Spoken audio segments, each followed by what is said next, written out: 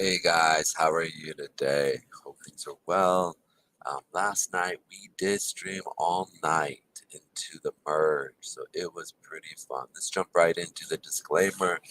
Um, Real quick disclaimer, no investment advice. The information provided on this video and website and live stream does not constitute as investment advice, financial advice, trading advice, or any other sort of advice and should not treat any other video website content as such. I, Moonrock Coin, co-host and guests do not recommend that any cryptocurrency or any other assets that are mentioned should be bought, sold, or held by viewers or listeners. Do conduct your due diligence and consult your financial advisor before making any investment decisions. I am not a financial advisor, and this content is only meant for entertainment purposes only. Please consult a tax professional on any gains or losses as a result of investing into crypto or any assets invested in. This is not financial advice, but it's only for entertainment, social, educational purposes only. All right, guys. Hope everybody's doing well. Let me go ahead and turn down my volume. Apologize about that. Um, so, how's everybody doing today? It is after the merge. Like I said, I did expect the merge for people to be dropping off right now. I expected the drop off to be immediately. I was kind of shocked when we didn't drop off as quick. Um, I really was expecting just a huge short, but that actually did not happen until the morning. Or here, probably about 30 minutes ago, 40 minutes ago. So it did hit um, what I thought we were going to hit. We came up, we tapped our weekly period moving averages. And this is real interesting that we're looking at the merge here at ETH after the merge.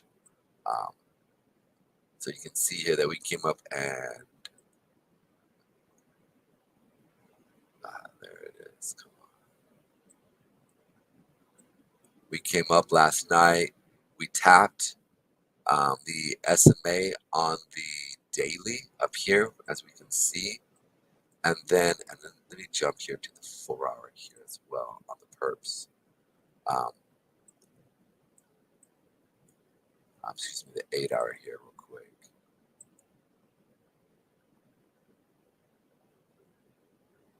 We did come up, tap this level up at that 8 period moving average, and then we sold off. So real interesting to sit there and see what we're doing. It's interesting that we actually hit that 100 period moving average, the 8 and 20 in between our conjunction points there, and then some major sell-off.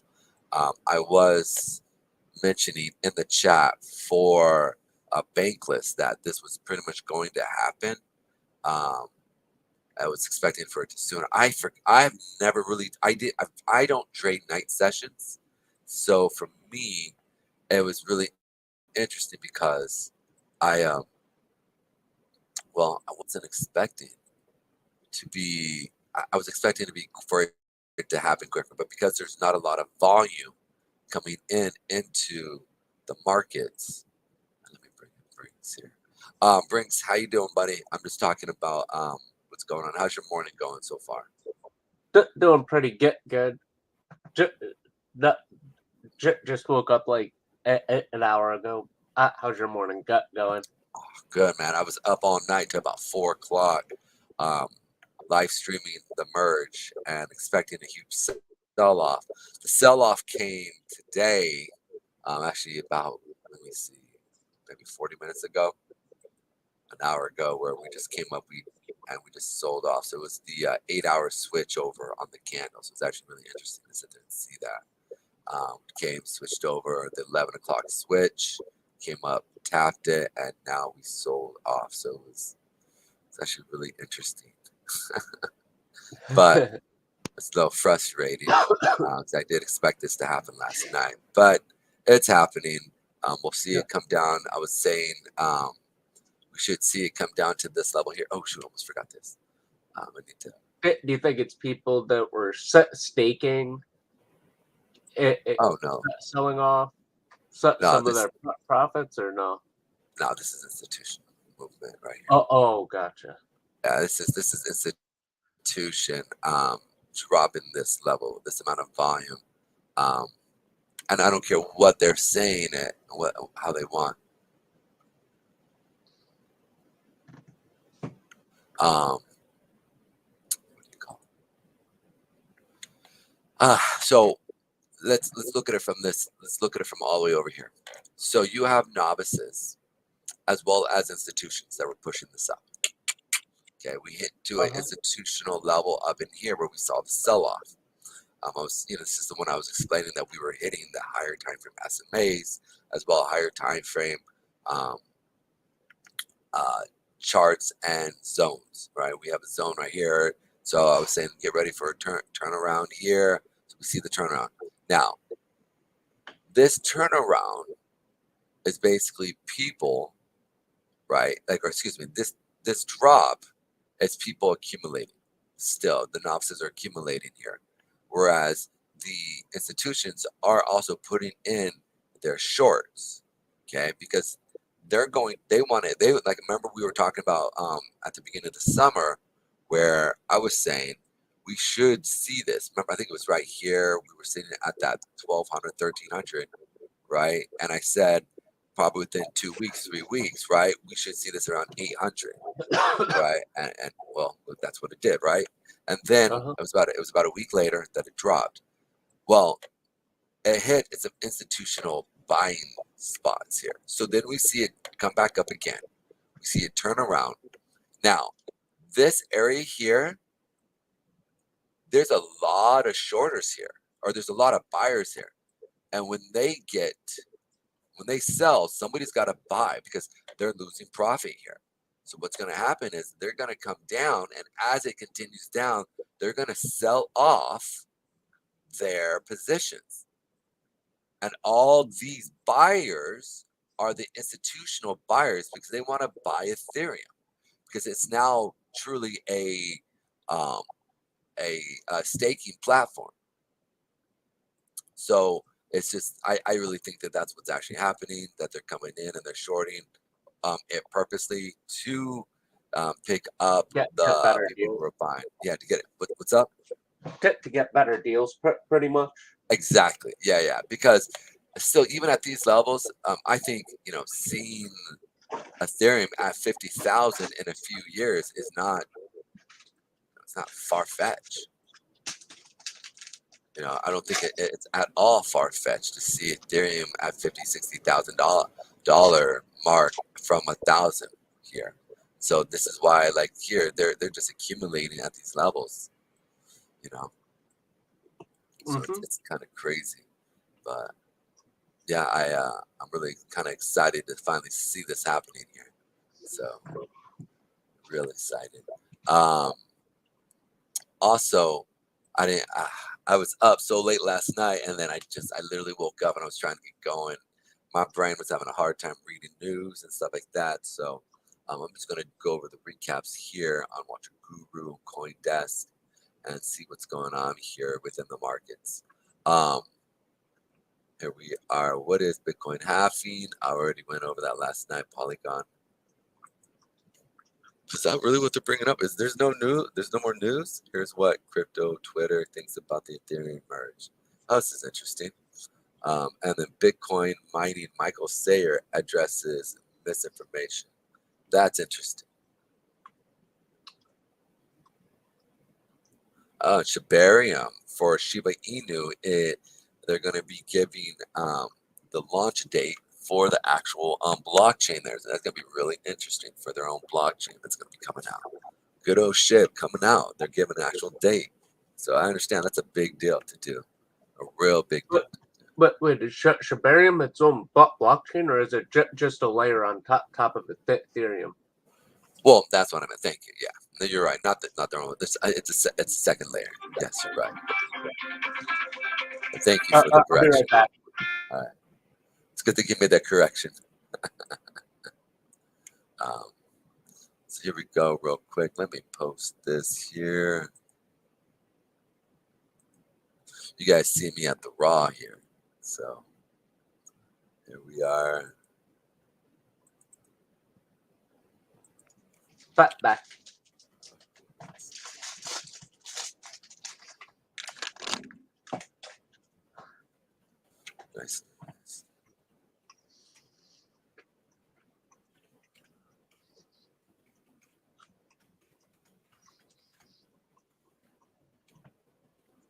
we are. Boom.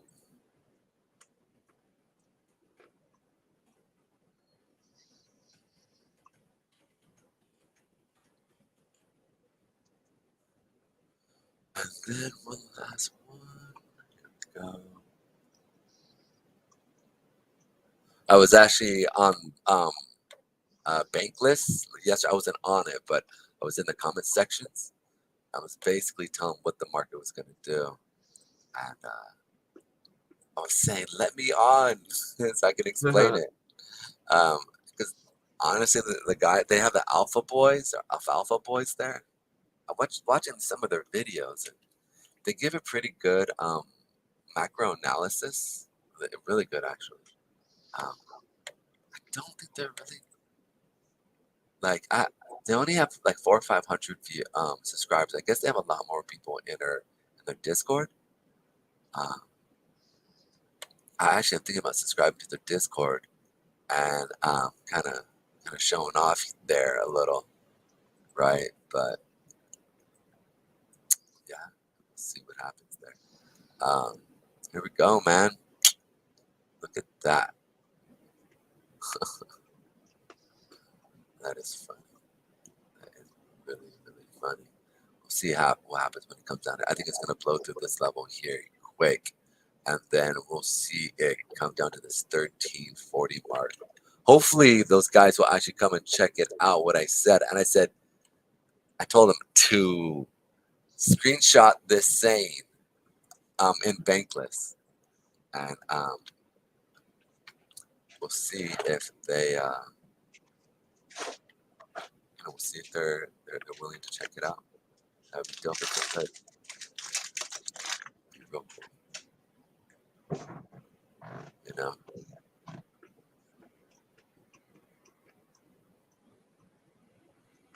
What was that last thing you said? Oh, nothing. I was just saying it'd be really cool if they could do that. Could do what?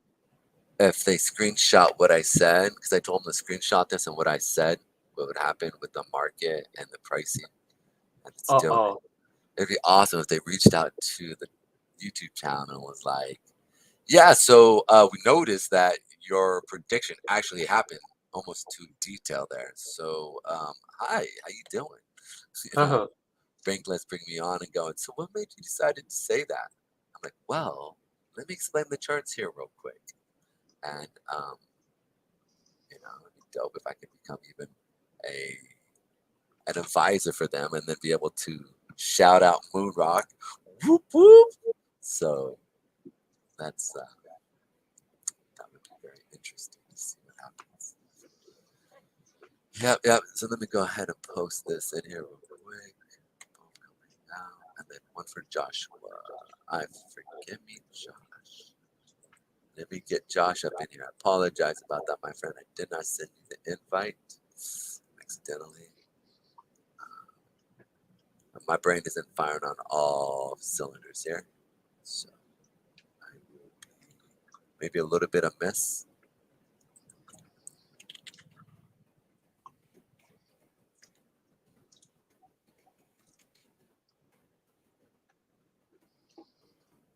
All right, here we are today. I hit him all up. All right, so yeah, dude, it's just really interesting to see what's going on in the news part of the world. I'm so if you can see here, so I'm looking at this and it says here's what crypto Twitter thinks about the merge. So I'm going to read this article. I think it's probably really interesting to see what people are saying about the merge here. The merge. The merge wasn't a big event for Ethereum network alone. The entire crypto industry celebrates the occurrence of one of the most anticipated events in history. The network transition into the proof of stake POS from proof of work POW is considered to be revolutionary to many and detrimental to a few. Forgive me for that. And detrimental to a few. While Bitcoin maximalists, I can barely even say that. Maximists? Yes. maximalist and Ethereum miners weren't on board with this shift. Most of the crypto community was enthralled to see how this endeavor pans out for the network. As expected, there was a significant divide among crypto Twitter. Soon after the merge was finished or finalized, a plethora of tweets about the event began pouring in. Justin, Ethereum merge proof of stake has been triggered. Boom. Ethereum's founder Vitalik Buterin and Joseph Lubin were busy congratulating and expressing gratitude towards everyone that was part of the process. Meanwhile, an array of them lauded the seamless transition of Ethereum network into the proof of stake realm. I have to admit here, it was absolutely flawless. They did such an amazing job.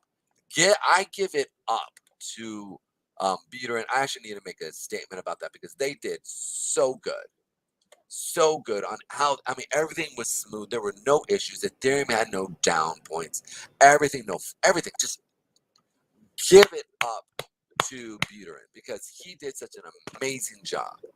Amazing job. I can't, there's just, he did such a great job. I express immense, just admiration. That congrats. Him and his team really did a phenomenal job at, just putting things together, making sure that things went well. I thought that was just, I was sitting there watching the entire night and watching, the completion of the hash rates and all the miners getting shut off. And then just, it was really done well. I think the 2, 3-year, 4-year plan of all of this, they did a great job. They just really did a great job of just making sure no hiccups, no mess ups. Because one or two little mess ups could have just demolished the whole entire thing, and everybody ran away. So knew he couldn't, he couldn't mess up. He knew he couldn't mess up. He did a great job. Great quarterback, great leadership there. What are your thoughts? Awesome. Yeah, they did a good job. I was watching a video right before I popped on about the merge, and I saw that, like, I learned that they did a bunch of test launches of Yep. the proof of stake, of the proof of stake but blockchain. Like, they did what's called shadow chains, where pretty much that they launch the new chain, and they just test it, that they stress test it, but it's not the official chain. So after they're done with their testing, that they just remove it, and get rid of the shadow chain. And they did that a bunch of times. They also have like four different protocols, so that if one type of validator ends up having a bug in it, that they have 3 backups that they can tell people to migrate their validator nodes over to until they're able to fix the bug. Yeah, I think they did a great job in regards to just everything. I think they did a great job, and it went seamless. Yeah. Truly seamless. So did the merge actually fully finish? Yeah, absolutely, fully finished. We saw it go through, and they went through everything. So it was actually really impressive what I saw. Really impressive. They did a good job.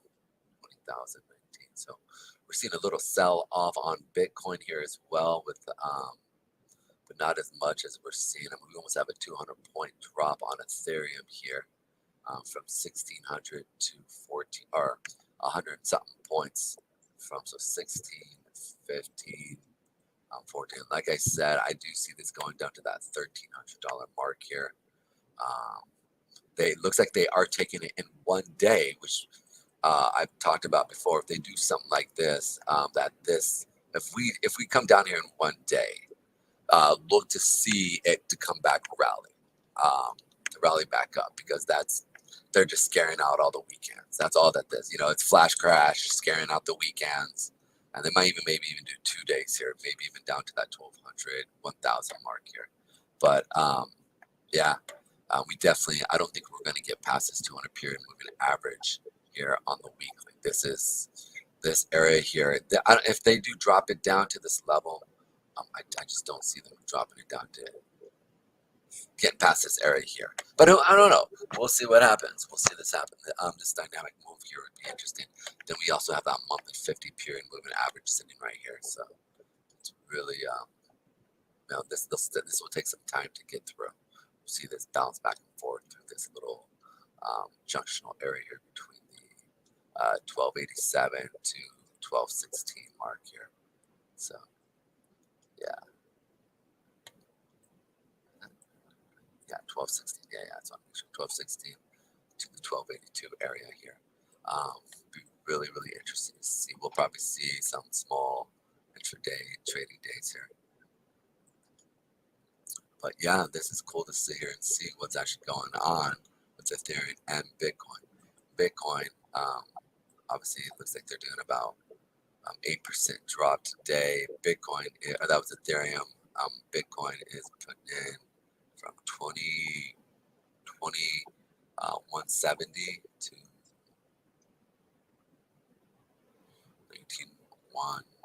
19.5. So a 500 point drop, not much. I mean, what is that percentage wise? 5%. All right, 8 to 5% drop difference. We'll see what happens. But I really do think that we're going to see a change in the balance of Bitcoin and Ethereum market cap.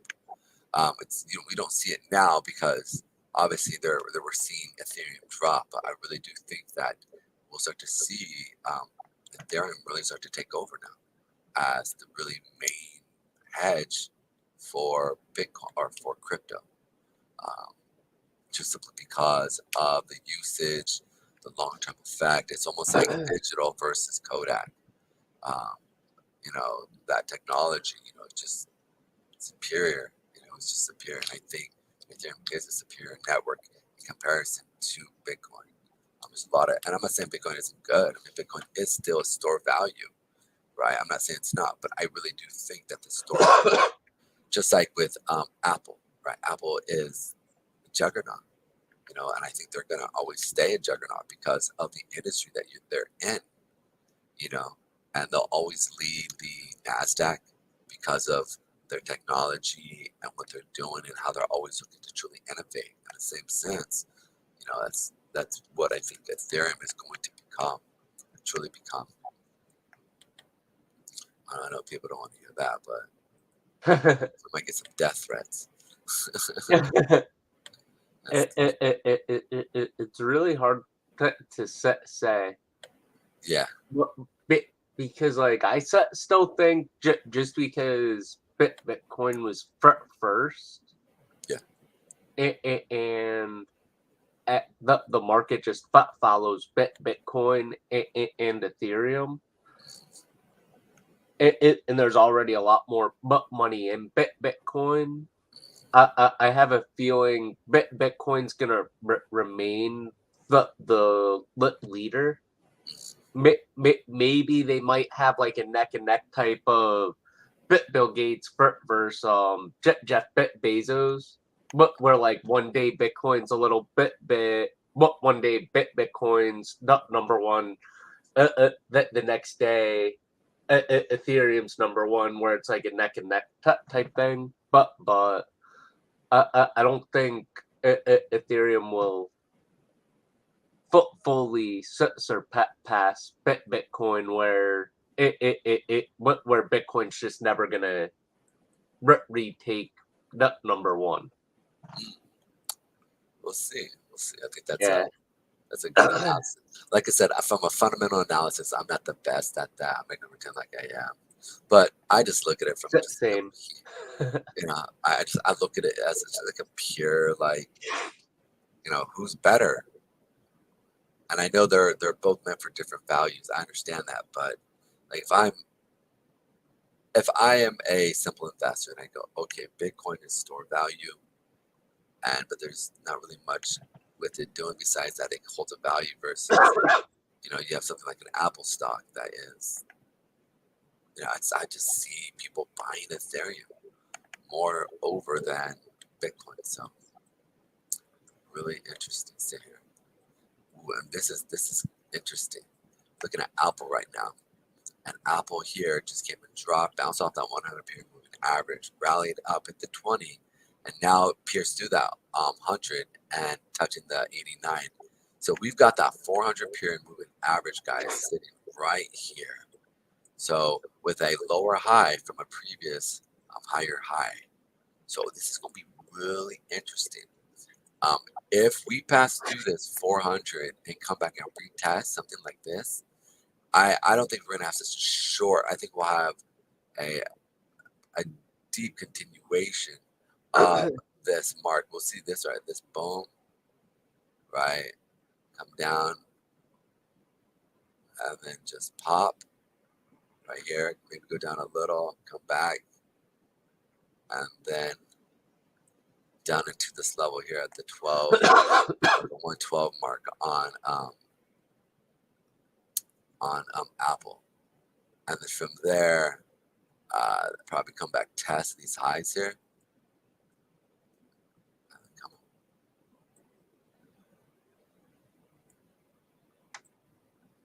Come on. It's not gonna let me. There we go. Let's try that again. Come down. Pop, pop, pop, pop, pop. But we come back to a short-term rally, drop, boom, and then drop. We'll see what happens here, but I mean, these are potential moves in the market. I'm gonna leave this up here just to see what happens. Pedro, Yeah, brother. screenshot it. Yeah, I should probably screenshot it and send it. And I could be wrong. Like I said, I don't doubt this. I might be wrong, but it'd be interesting to see it as we keep moving in the markets. Boom. Let's do that. I'll send it to you. Yeah. I'll be the record keeper. Yeah. We should. I should start really doing analysis, copy stuff, and just sending it to you. So we'll see. We'll see. But yeah, it's really interesting. I think the way of Apple will be the way of the world. So I do think that we are sitting at some levels here that we very much could revisit. I think that Apple might hit again, once again, 50 at these levels here. Might be a little bit crazy, but I think it's very plausible to hit that 50 mark of the sell-off here. And potential, maybe even the 2008 bottom as well. I mean, that would be crazy, but it is possible. It's possible. A 2008 drop, as we see 2009 at what was that? $3. You don't want to sit there and see the fall from grace here, but I can see it. I can see it. But imagine buying Apple at $3, right? Back in 2009. That would be crazy, right? Like, Yeah. I mean, $3 right here, $3, $4. And the people who buy here when they got to probably here of that 24 mark, they probably sold, and they're like, dang it, right? But even if, let's say you bought $300 worth, right? Let's say you bought, $1,000 worth of it at 300, right? Which would give you 300. Um, that 300 sitting at 100. What is that? 300 sitting at that would be 333. yeah. So that's yeah. So that'd be 333. And if we look at from $3 to $1.70 or 170, this is one of the best performing assets in the world in stocks. I mean, bar none, right? Kicks out a good dividend, everything of that nature. And I want to point this out. This was 2008, 2008, mind you, right? And it's huge, just a meteoric rise. It's almost exponential. We look at that chart, right? Now, and this you're gonna laugh. 2009 to 2021 or 2022, where we're at right now, it's 11 years, which is really good. And I want to hit this home. This was a 50x, right? From $3 to 170. It's about a 50x, 50, 60 something x, right? If you divide $3 into $1.77, what would that be? Dollars or $1.81. 30, 60, 90, 30, 60, 90, 120, 150, 180. All right, excuse me. So that is a 60x. Now let's look at the Ethereum. The Ethereum. Ethereum's low right back here in 2017, right? What was it? I think it's 25 cents after the drop. Well, we'll say after the drop right here. So this is $75, right? So from 75, actually, go ahead, put this up here quick. I'm on $3, $88. Actually, I just don't even take it from here. I don't even care. Let's say from here, from the inception here.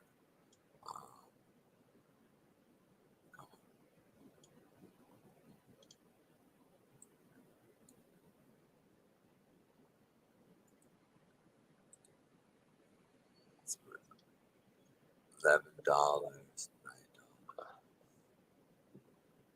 $9. There we go. This doesn't seem right.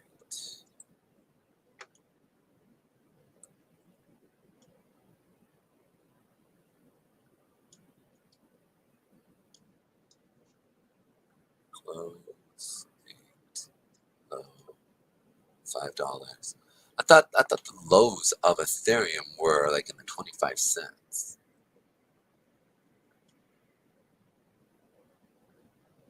I'm not sure what what I don't even know what Ethereum started at. Oh, you know what it might be? Because of the dollar increase. This actually might be showing the 5. Yeah, this is, wow, it might be. That's interesting. Because of the increase or the inflation of the dollar, the crypto would be worth more money in comparison to today. So in inflation standard, the lows would be maybe compared to $8. So real interesting to see.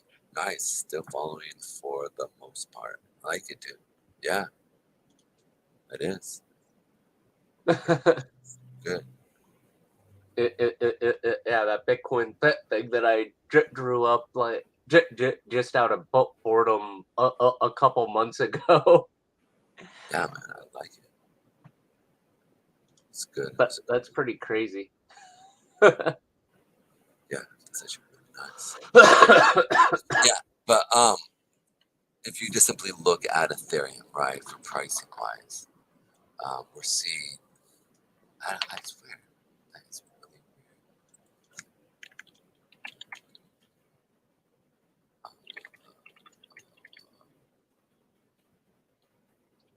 One Ethereum moon.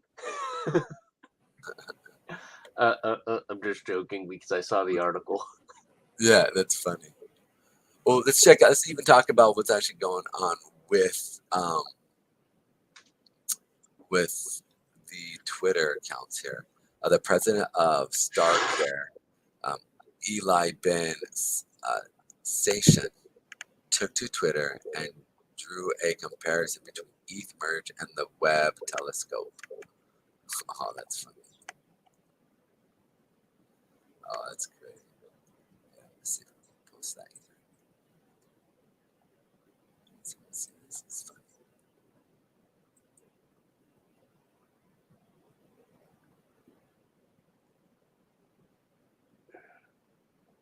Did not mean to do that.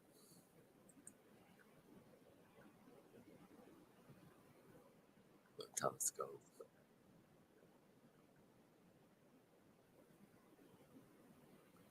Expected seamless win. So many steps could have gone wrong. Cost of work could have been immense. Billions of dollars raised, and hundreds of engineering years go down the drain. And this here it is, but with seamless. Seamless. Watching the merge unfold be like watching the Webb telescope unfold. It was. It really was. It was one of those. It was so like I was. Who knew? You didn't know what was gonna happen. You just didn't know, right? It very much could have been very bad, a very very bad situation, and Buterin handled it flawlessly. He handled it flawlessly, and respect. You know, just respect. Respect for that. That doesn't happen, right? Very rarely. What was that? I said respect for the man because that doesn't ever really happen, right? Where something goes off so smooth, so smooth. Endless and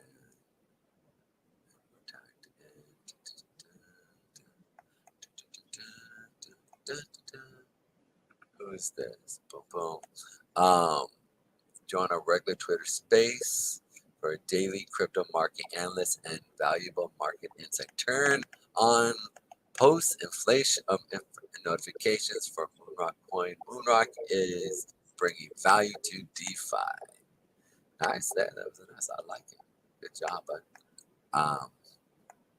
Here we go. So, yeah, let's finish off this little bit of a thing here real quick.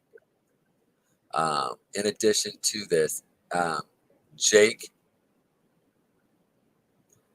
Shervinsky posted an interesting question before crypto lovers. If you don't stay up for the merge, are you even in crypto? That's exactly what I thought. I didn't see nobody up. Nobody was even. Jake, I feel you, my man. I was up streaming, talking about it, hyped. It's almost like I remember exactly where I was when the actual merge happened, and it was complete. Hoorah, Jake. Hoorah. Coast Guard song. We use the Marines stuff. It's interesting. I was actually thought the Marines I was gonna go into the Marines from high school, and a friend of mine's grandma, or not grandma, mother told me, "Hey, don't go into the Marines. You'll die. They'll kill you. You ask way too many questions." I was like, "Okay." I go, "Well, where should I go?" She goes, "Go to the Coast Guard. You're more made for the Coast Guard." I'm like, "But I want to work out. I work out." I was a meathead at the time, and she just simply like, "Listen, you'll do okay there. They work out. Their boot camp's really hard." I said, "No, it's not." Oh, yes, it is. I found out it's the second hardest boot camp next to the Marines. So go figure on that one. There's a lot more mental messing with you. A lot more mental messing with you, and the boot camp of the Coast Guard. So if you decide you want to go, just understand It's only 8 weeks. If those who've been through the boot camp know what I referred to. It's only 8 weeks. So I hear you, Jake. I hear you, man. Are you even in crypto if you weren't up? Yep. Lark Davis says Ethereum is already deflationary in the first minute after the merge. See, look at that. There you go. Good old Lark. Good Lark. I hear you. Shout out to Lark. Let's see what Peter McCormick says. I can't help but feel that Ethereum merge is their S2X moment, where Bitcoin defended against a push from centralization. Ethereum has failed. The consequences will likely be felt sometime down the road. See below for patronizing D or UDI comments. There you go. So taking a dig at Ethereum's smooth transition into proof of stake, Samson Mao said, Ethereum ETH fanboys watch the merge with anticipation. Anticipation is funny. There can be no technical failures in Ethereum because Ethereum existence isn't predicated on any technology. It already failed in 2016 with the DAO fork. What exists today is a database run by a marketing company. Here's how Ether is reaching to the moon. With ETH deposits and withdrawals paused in prominent exchanges, the prices of Ethereum native assets remain rather stagnant. At press time, the second largest cryptocurrency was trading at 1590, where we are right now.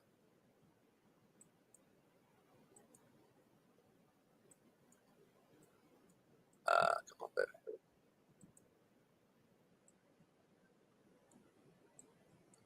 We're not at left. 1490 right now. So it was 1590. It's up 1490 now. So it's shooting down.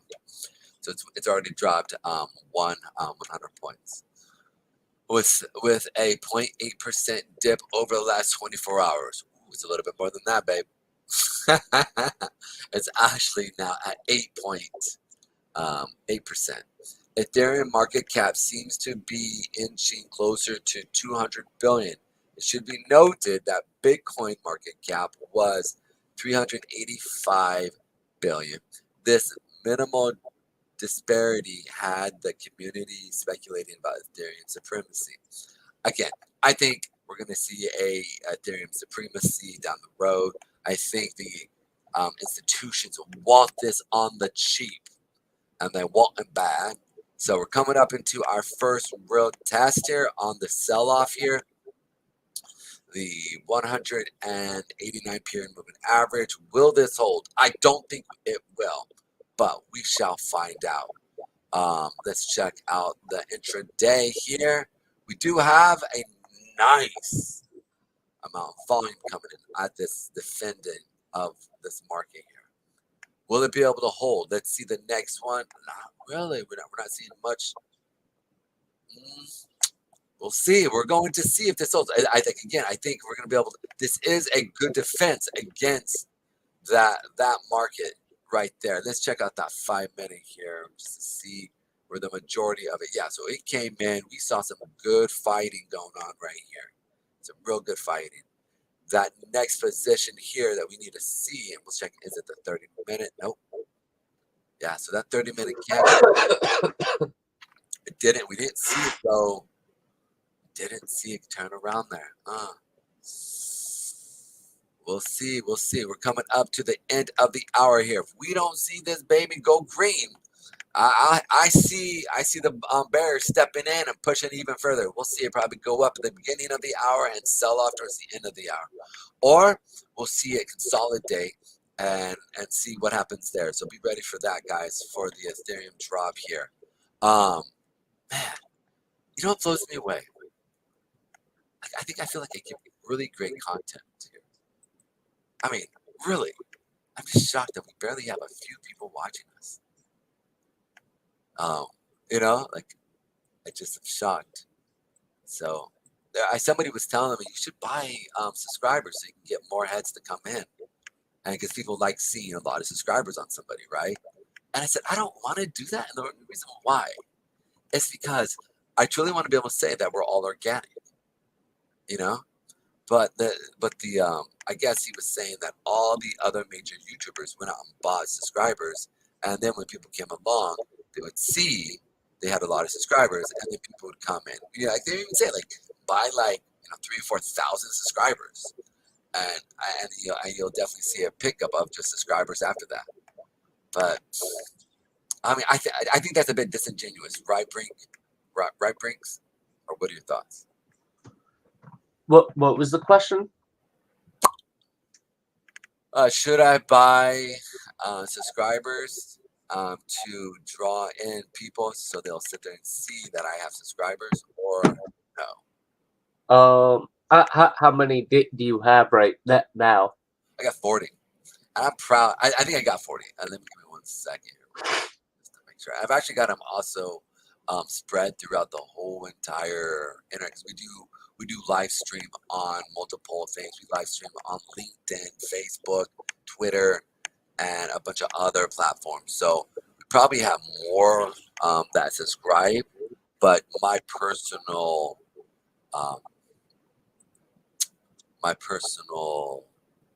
like, let's say Moonrock has 303 subscribers, but it's actually our community, right? And then actual my subscriber count, my personal is, I think I have 30.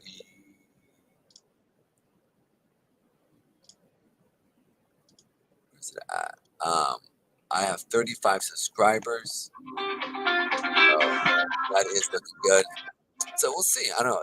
Yesterday, I had only, I think it was 31 subscribers. So yesterday I got 4 subscribers. Check that out. That's a shout out. Whoop whoop. So we'll see what goes on there. Um, but and it doesn't matter. It doesn't matter about subscribers. I mean, I just thought with the premium content I'm giving, there'd be more people that want to sit there. Yeah, kind of depends if you're able to buy subscribers that'll actually interact with you. Yeah, Yeah, if it's buying legitimate subscribers, then maybe try out a fit few. But if it's just bot account subscribers, it's not worth it, because people will see, oh, he has like 100,000 subscribers, but only 40 engagements on his content. Yeah. Yeah, I've seen a few of those. I've actually been through, and I was like, "Oh man, that's weak. That's bad." You have 100,000 subscribers, and there's maybe 15 people talking on your YouTube. Nah, this isn't. So it's, and that's the other thing, is I look at that and I go, "It's that." Like I actually I actually don't respect those guys, and so I continue moving, right? So I don't know. So like but like you maybe be able to buy like 100 or like a few hundred, so that the ratio is still good, even if they don't engage and they're just bots. Yeah, and so that's what I want. But you don't want to buy too many, but where like you have an astronomical amount and only a few engagements. But I do have to get going. I have another call I have to hop on. All right. Well, hey, next time I'd love to hear. So tomorrow we're not going to be doing the show just because it's Friday and I'm going to take off. I've gone 4-hour shows every single day this week, so I'm going to take my time. I'm going to take off Friday. I know we have some major events kind of going on Friday, but I got to just take care of some business. So just giving you a heads up so you know. But we'll be back on Monday where we will be live streaming, talking about markets movement. And I'm actually thinking about doing a little section at 9:30 of capturing the open, and how to actually day trade the open. And I'm actually talking with Moonrock, and we're going to be kind of we're getting a new CEO. And so if the CEO and the CTO is down, I want to be able to communicate and say, hey, let's go ahead and do some of this so we can bring more attention to it. So our call ratio of like market movement would actually probably go up. We could actually start a, like you said, somebody who tallies the calls that I make, and then see if we can bring people in, right? Going through and looking at the statistics of what I call, even if it's 50, 60% of my calls are correct, and we have basically, I'm always looking for at least a 41 ratio, 4-to-1, 5-to-1 ratio. Like, from this. Pedro, sorry to cut you off, but I really gotta get Oh, going. my bad, brother. I'll just keep talking. My bad. Have a blessed day, man, and I'll see you on Thanks, you Monday. too. Thanks.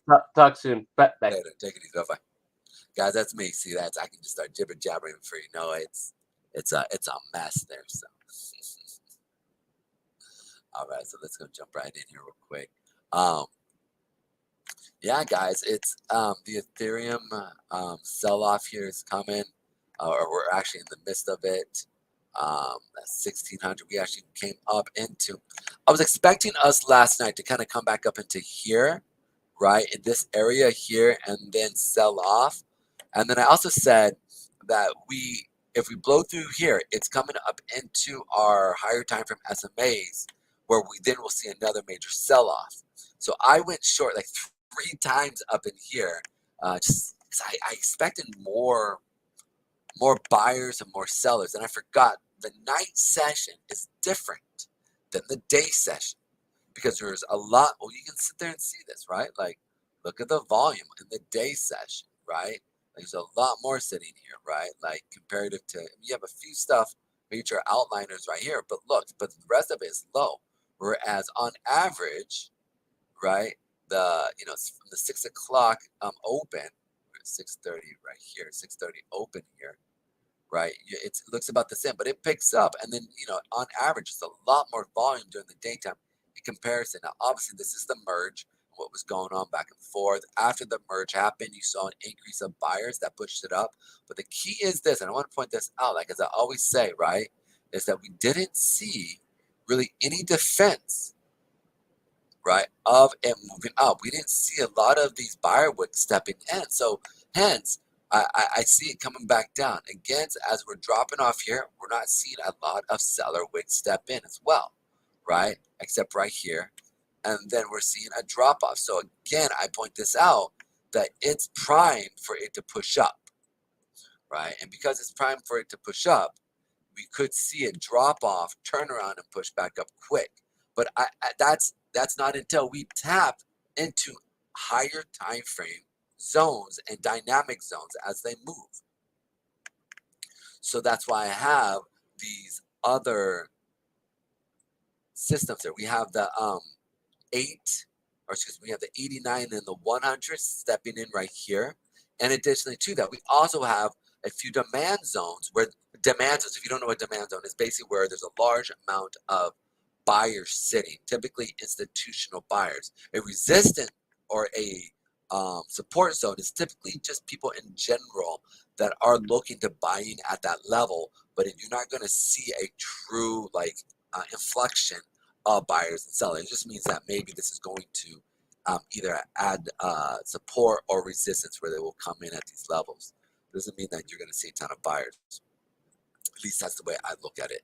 So these areas right here of that 13 to the 1324 to the 1282 and this 1216. These areas here are nice areas that we can sit there and see market movement. We'll see 3 or 4 days push up and then come back down. So be ready for that, guys. Like I said last night, if we did come up in here, you want to put your stop above here at the 1600 once we come back. And then from here, you just want to capture that drop off. At least your first target's going to be here, the 1483. into that 1338. There you go, guys. Ethereum analysis at your fingertips. Let's go ahead.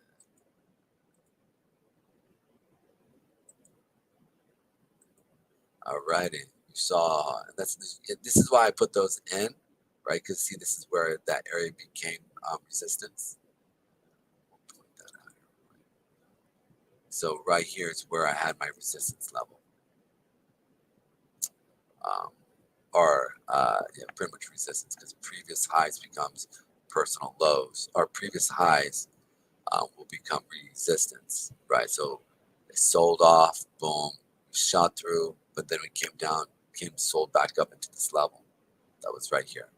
I know it doesn't make sense to those who don't understand, but that doesn't make sense what I just said. This right here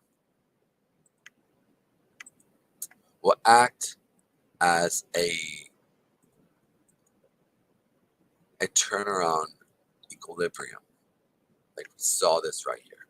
So it comes up, it sells off, it pushes through. Okay.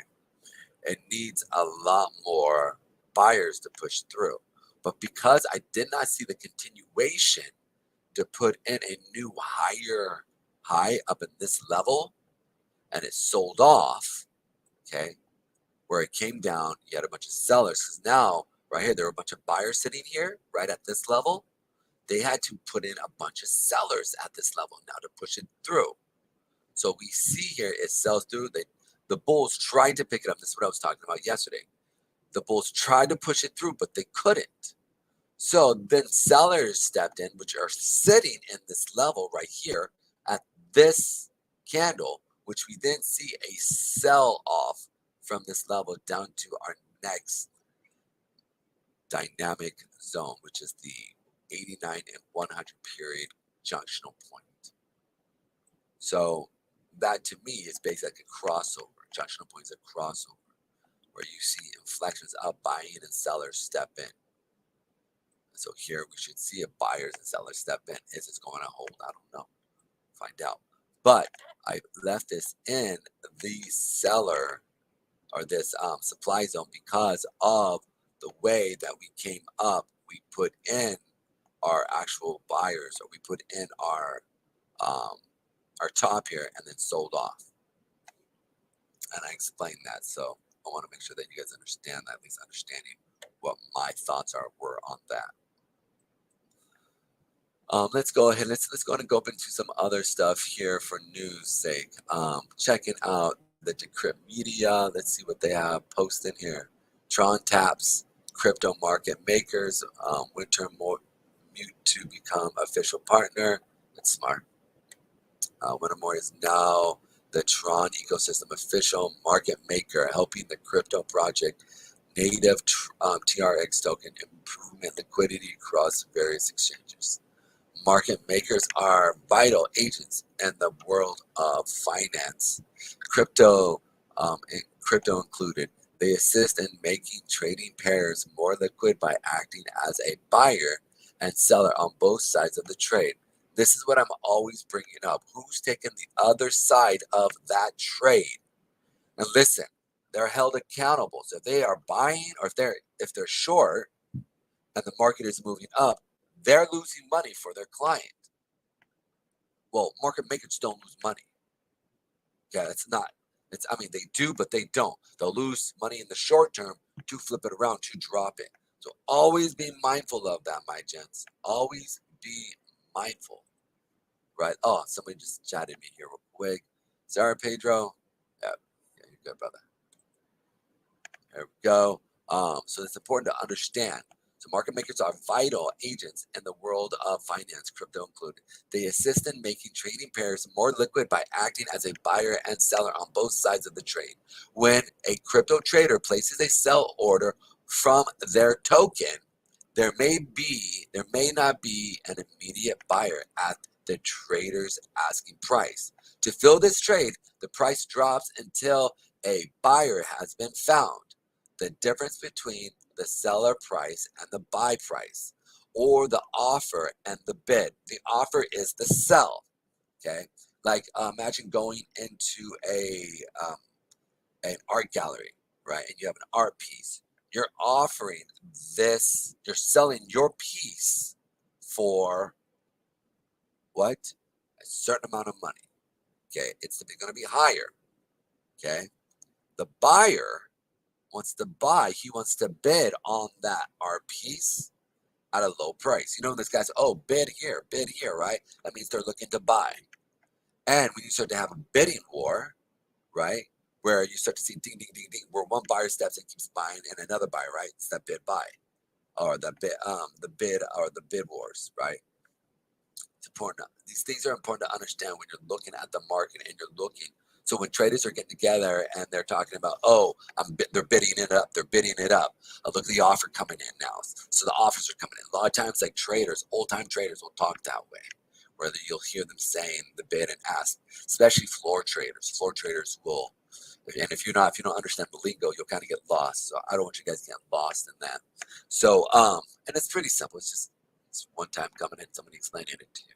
So the difference between the sell price and the buy price, or the offer price and the bid price is, and the bid is called the spread. When spreads are large, it's an indicator that a specific market is illiquid. And personally, I look for the illiquid parts of the market because typically that's when you see turnarounds in the market, either large amounts of buyers or sellers, which can be illiquid, okay? Meaning you have one-sided amount of buyers and not enough sellers. And so if you don't have enough sellers, that's in a liquid market because you don't have a balance or lack thereof of buyers and sellers. So you can have a whole entire area, a gap area, where there are no buyers and sellers. And so those areas act in two ways. One can act as complete air where market will drop through it, or two, markets will stop immediately at that level, place in either buys or sells, bids or offers at those levels, okay, then reverse it and go up. So sometimes, a lot of times when we're looking at, let's say, gaps are a great example of that. The gap in market is basically an oversighted one-sided amount over, like, just way more buyers if you have a gap up, right? So when the price comes back down into that gap in the chart, you have the one-sided buyers stepping in at those levels, pushing the market up. And also there's and that might even not be true anymore, but from a psychological level, people see that and then expect that's what's going to happen. And it's a self-prophecy that happens, right? It's like if you keep calling yourself, you're amazing, you're great, I do awesome, I'm an amazing trader, I kill it every time. Well, it becomes a self-fulfilling prophecy that you nail your trades every single time, right? And you're awesome.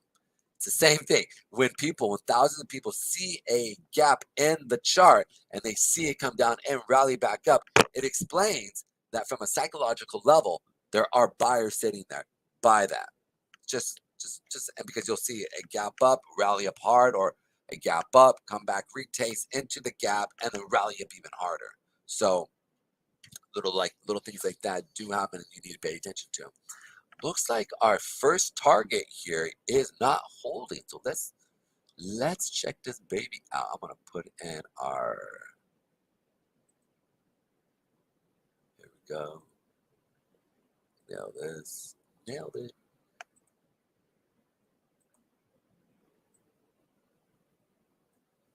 Make this a little blue. Here we are. Boom, boom, boom. All right, guys. So this is pretty. This is real pretty.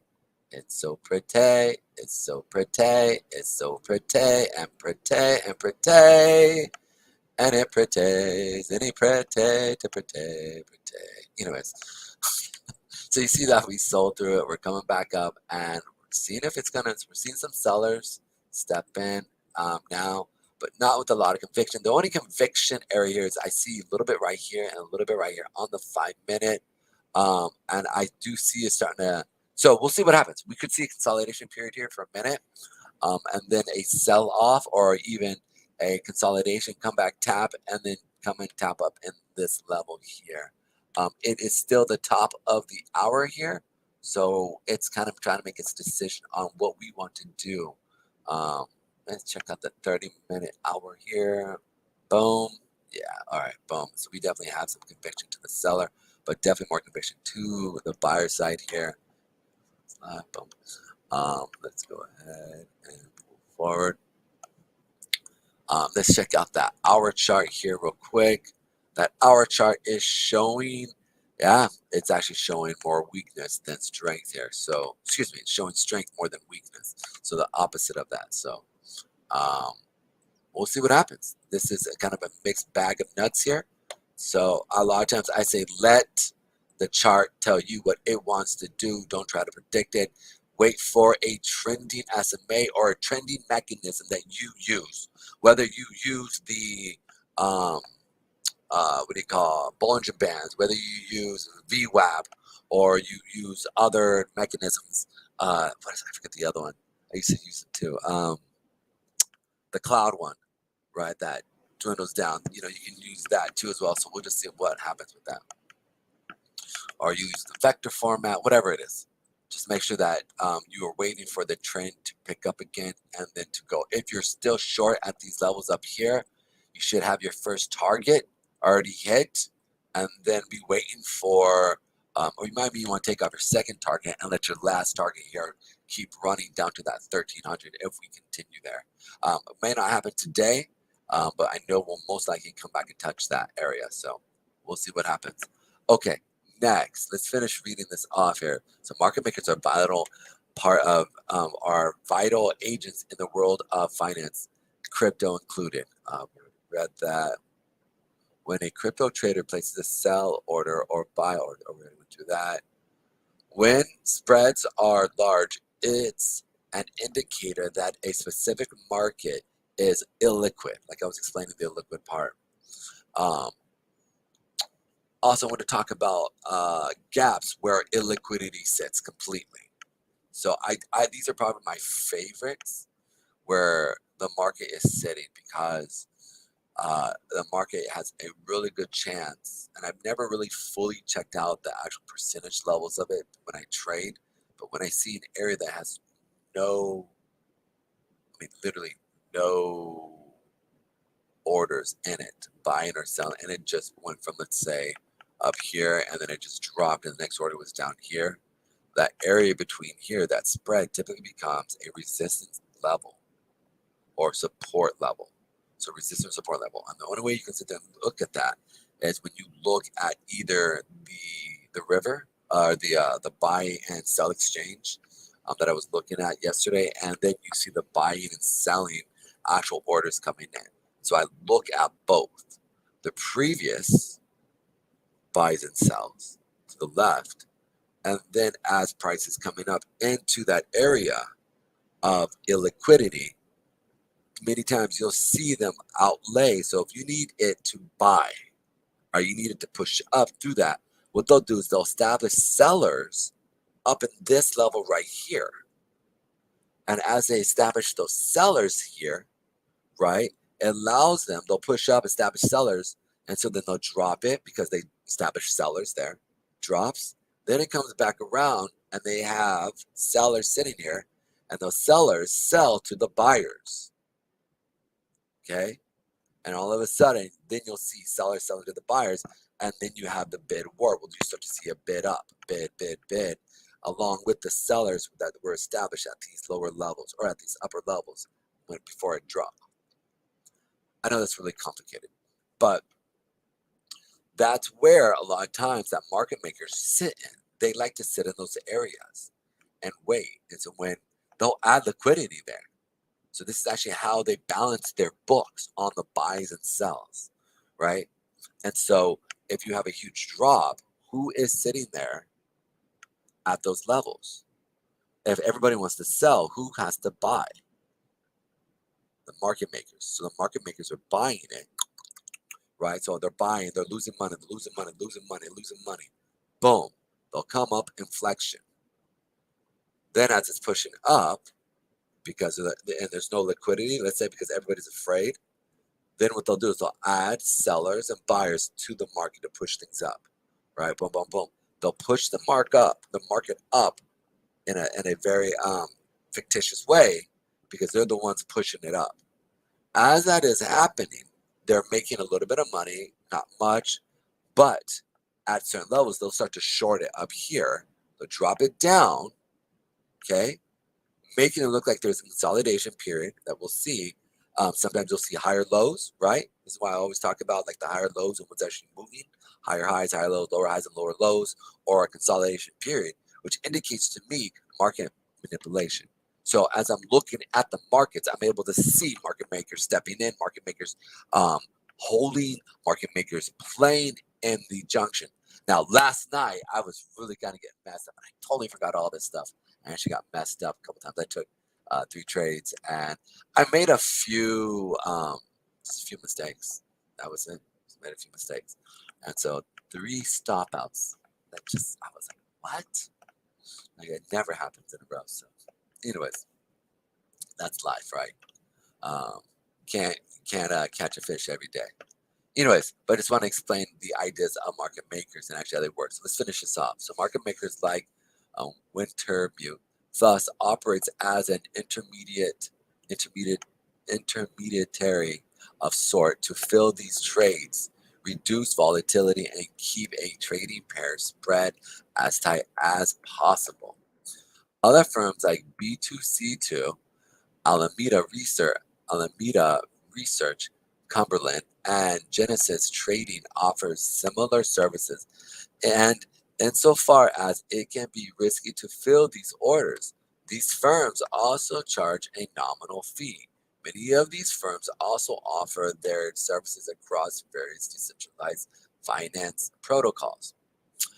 Besides providing liquidity for Tron, Wintermute will also assist in the continued development of Tron ecosystem. Wintermute Business Development Director David McLee told Decrypt, whether it's through judging the recent Grand Hackathon, joining the Tron DAO research all as a whitelisted member, and most recently launching our partnership as the designated liquidity provider for Tron, Wintermute is proud to utilize our DeFi and market making expertise to strengthen the Tron ecosystem, he said. Tron's DeFi, unpacking the Tron ecosystem. Tron's DeFi ecosystem is crypto's second largest after Ethereum in terms of total value locked. TVL, total value locked, measures how much money is being used within the various projects built on top of specific blockchains across Tron's 10 projects. There's currently 5.84 billion in total value locked. Ethereum's boasts 35.22 billion, which is drawn from 553 different projects. So yeah, there you guys go. Yeah, we'll see what happens here.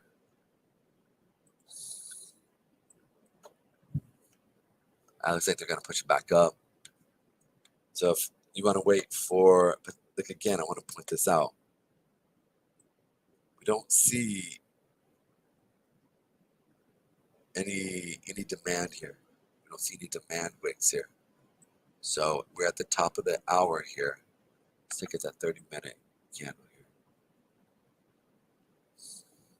The hour here. All right, so it's the same. We'll see what happens. I think what they're looking to do is come back. Let's see what that 15-minute looks like.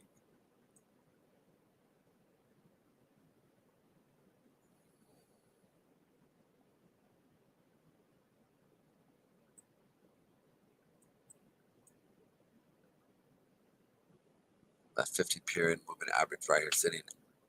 All right, algo rat. I was wondering, that just not look normal. All right, there we are. That looks more like Here we are. Yep. Let's check out that 5 minute. It's pretty similar to algorithm. We're still in this consolidation period right here. We'll see what happens if they're going to continue it down. We have more sellers stepping in. We don't have any conviction to the downside here with demands, with a demand wick on the 5 minute as well as that 15 minute. The 30 minute is going to look different, where we're going to have a larger wick as well as the hour wick. But we can see on the lower time frames that we are stepping in with sellers versus buyers. We can see that buyers are stepping down.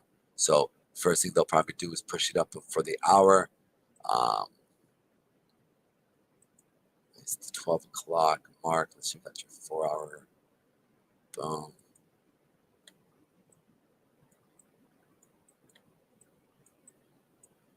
There we go. I didn't realize there was a gap here. We were just talking about gaps. So typically prices always want to come back and fill gaps.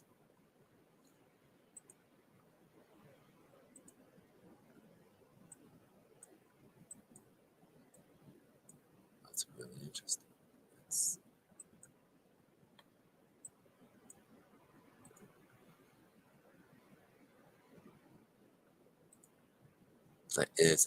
That's an 8 hour drop there. Huh.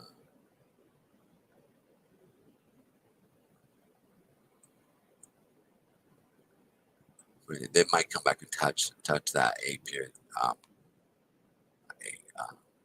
this gap in this level here to take these orders. And you can see here that 8 period moving average on that 2 hour is starting to catch. You can see here, boom, we sold off here. So that 2 hour looks like we are catching this, and we're trending.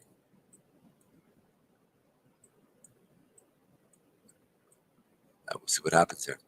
We know that we do have the higher time frame SMA sitting at these levels here, guys. That 100 and we have that 89 and 100 period moving average. Like I said, if we could catch it and come back up and do retracement up into these levels at these points, but again, I'm still bullish, or excuse me, I'm still bearish down to these levels on Ethereum. So we'll see what happens.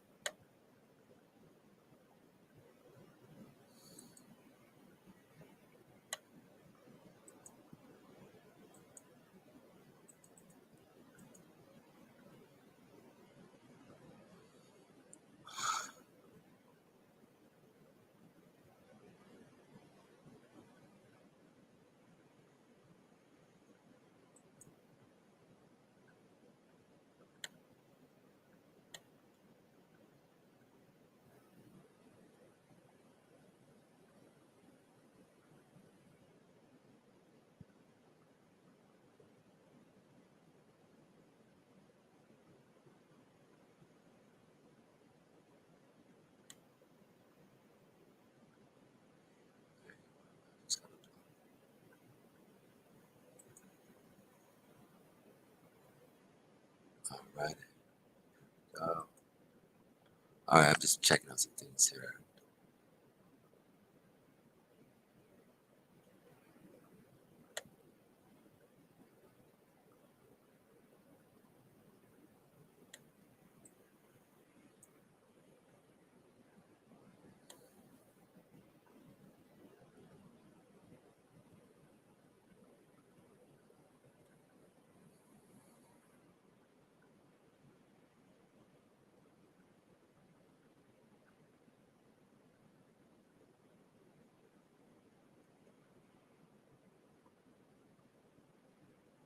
Here we are.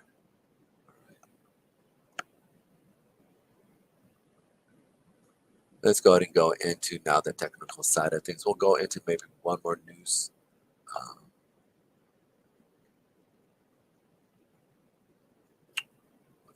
section here.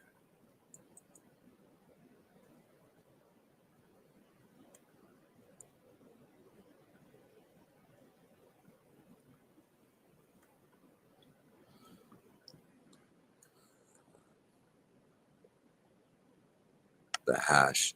I actually like listening to the hash. It's actually pretty dope. They actually have some good content there as well. I think a lot of the stuff that they talk about is pretty high level that they bring up. So it's, if you guys are looking to kind of get more of a deeper level, the hash is a good podcast to listen to.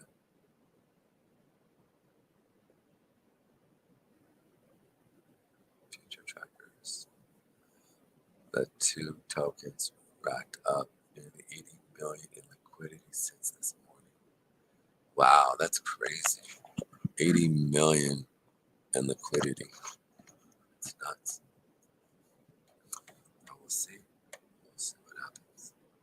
High bid on NFT of Ethereum's final proof of work block is just 1/3 what creators paid to mint it. Vanity blocks paid roughly 30 Ether to crypto miners F2 pool to mint an NFT of Ethereum's final proof of work block. Wow. There you go. There it is. Boom. All right, guys, let's jump in here real quick. We'll just start with analysis. We're seeing a sell-off from yesterday. We should continue. We should see this continue down into the 3809 for the S&P 500. Be looking for it to continue further past this point, which we should then see the continuation of the markets dropping here. Meaning that Bitcoin and Ethereum drop. We'll see what happens. Will Ethereum still continue to follow the NASDAQ and its markets? We'll find out. But we can see here that we are seeing again another sell-off. It's quick to point out here that there are no wicks here. Pardon me. There really are any wicks to the upside here.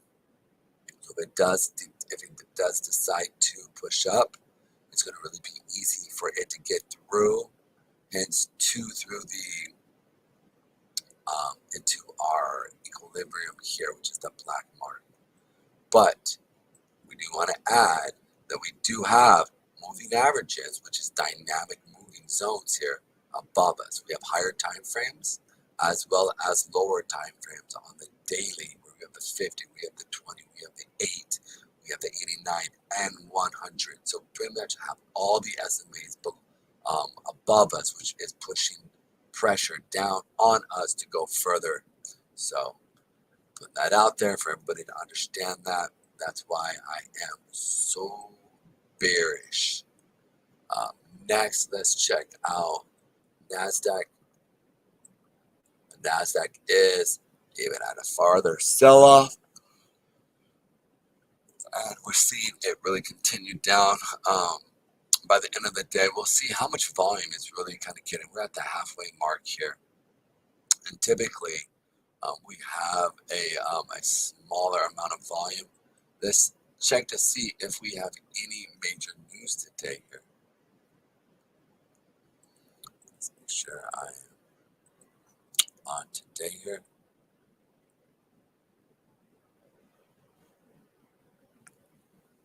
Come on. PPI from yesterday. Not yesterday, but the day before. Or Tuesday, excuse me. I apologize about that, guys. So we can see here that the market, let's see if we have any major news today. We have manufacturing, retail sales. We're up than what was expected. Actual. So we're definitely up for the today's job is getting, it's Thursday. Oh yeah.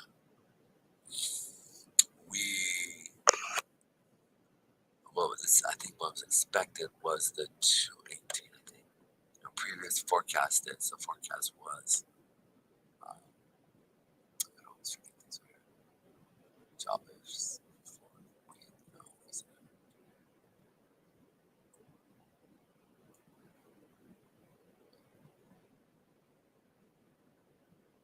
yeah, so this is what was expected. This is what was actual. So it was actually worse than what was expected. So It wasn't up to what they thought it was going to be, so this would have been a negative connotation. It's almost like when a girl or a guy is in a relationship expecting something, right, and they never get it. Let's say they're expecting a really cool trip, right, but all they get is a bicycle. I know it sounds silly, but the expectation of it is what kind of drops them. So that's what we're seeing here with the market here at these levels. Let's go ahead.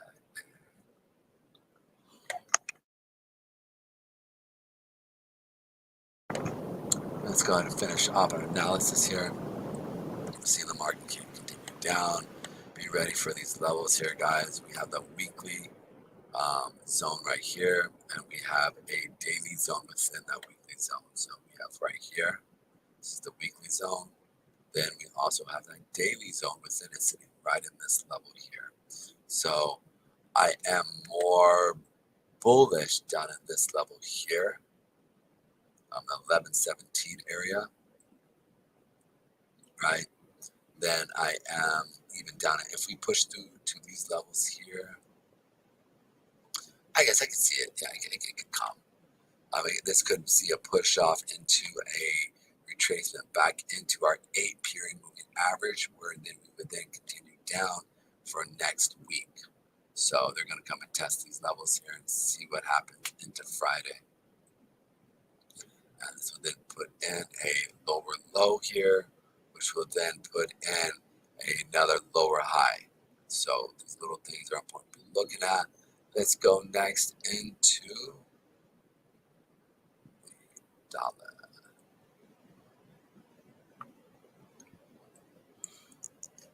We're still sitting at these levels here for the dollar. Like I said right here, guys, we really don't have anything else besides right here that's stopping us. So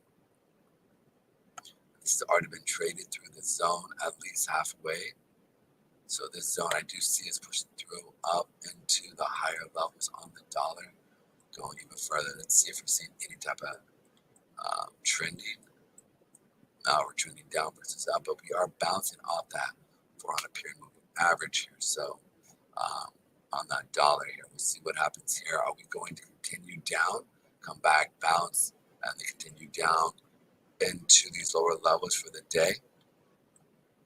We are putting higher lows, not necessarily higher highs. So this is an ascending triangle, which means it potentially could be breaking through this.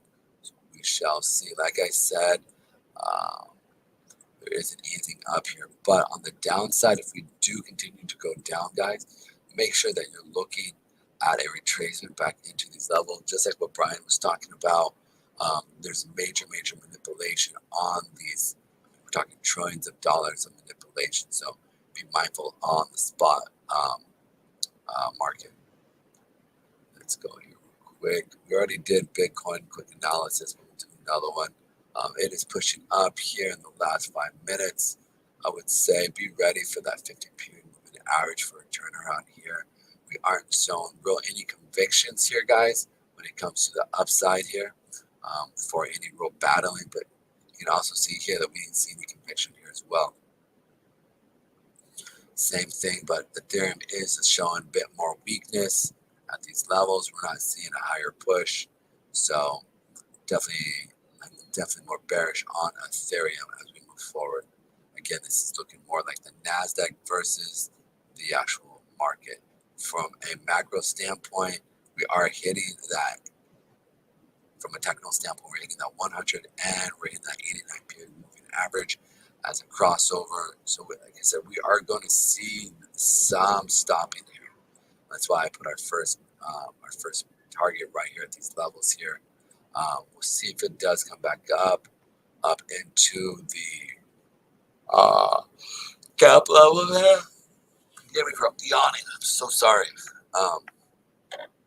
But we probably might come back up, tap this area, and then sell back off. Let's check out BNB here. BNB on a level again. We are hitting that 100 and 89 moving average, similar to what we're seeing with Ethereum and Bitcoin. Let me see if we have any real gaps drop down. No, nothing So we're good on this level. Maybe wait for a retracement on the 2 hour. You can see 2 hour, 4 hour as we're following these moving averages. Wait for a retracement to follow it down.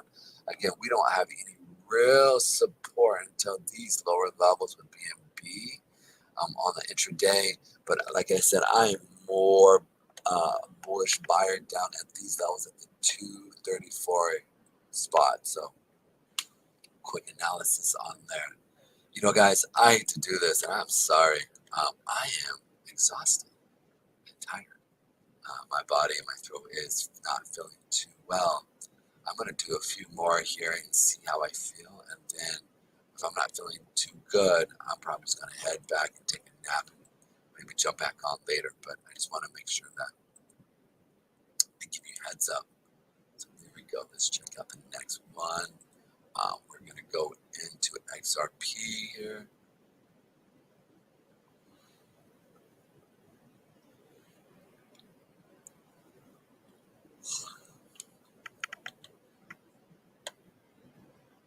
XRP, here we are.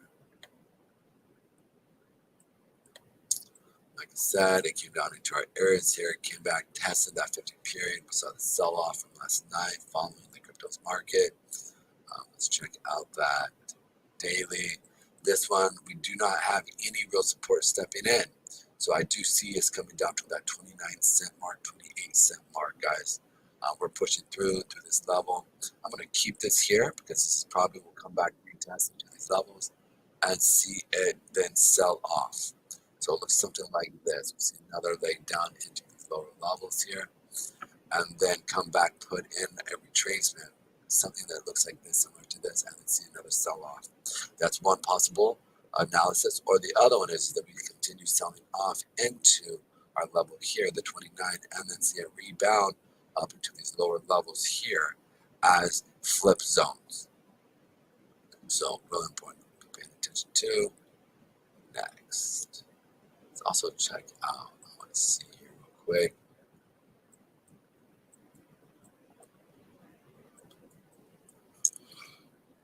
And XRP is this, like I was saying, capitalization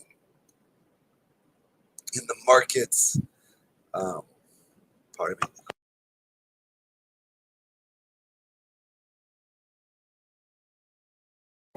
They are one of the strongest companies out there from a capitalization of how many people buy and sell them. So if they see a sell-off, if we see XRP sell-off, it's like seeing a Microsoft sell-off, even though they're not the top dog. Microsoft is still a juggernaut of a company. So if Microsoft sells off, we'll see the rest of the market sell off. Same idea with XRP.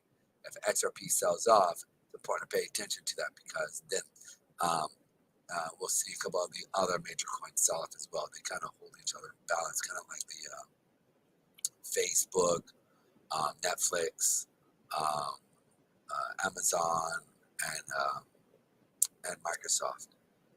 And Apple, if any of those ones really start to sell off, you'll see the rest of the market sell off because from a market cap, they hold a huge portion in the NASDAQ. Well, it's similar to these ones right here. Give me 1 second.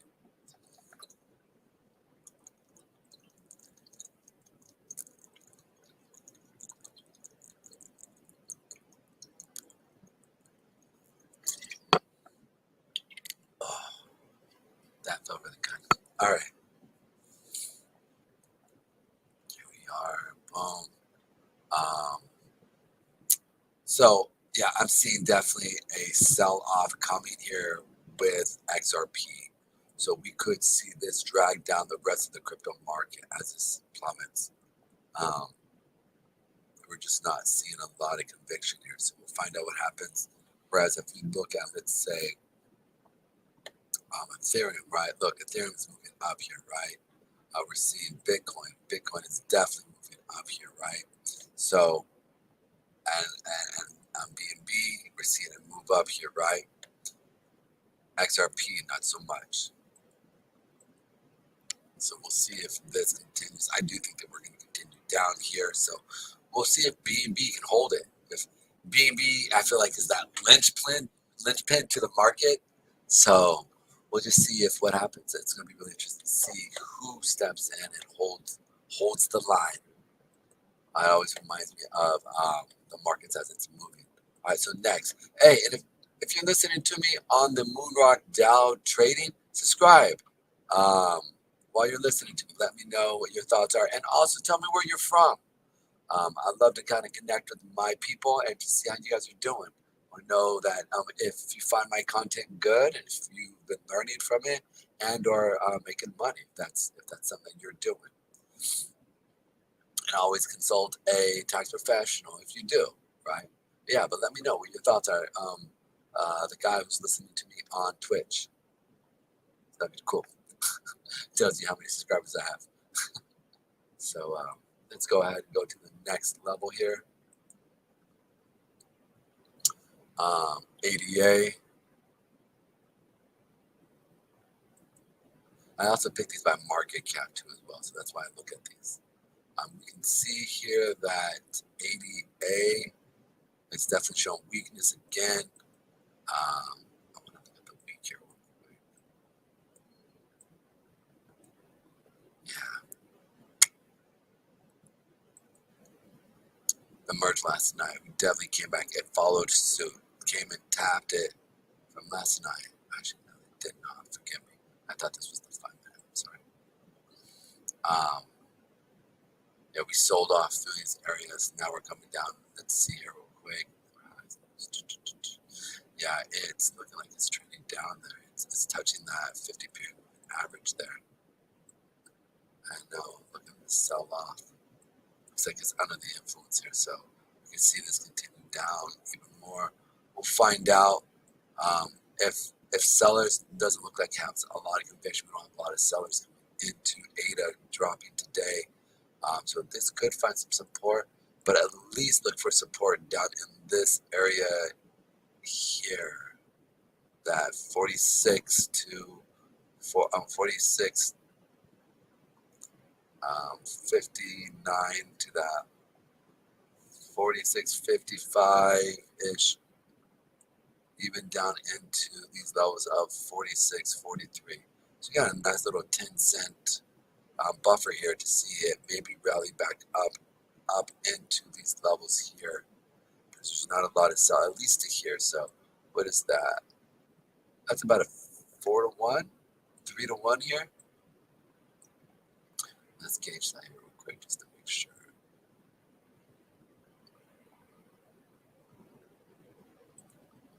I'm looking to get into it right in this level here.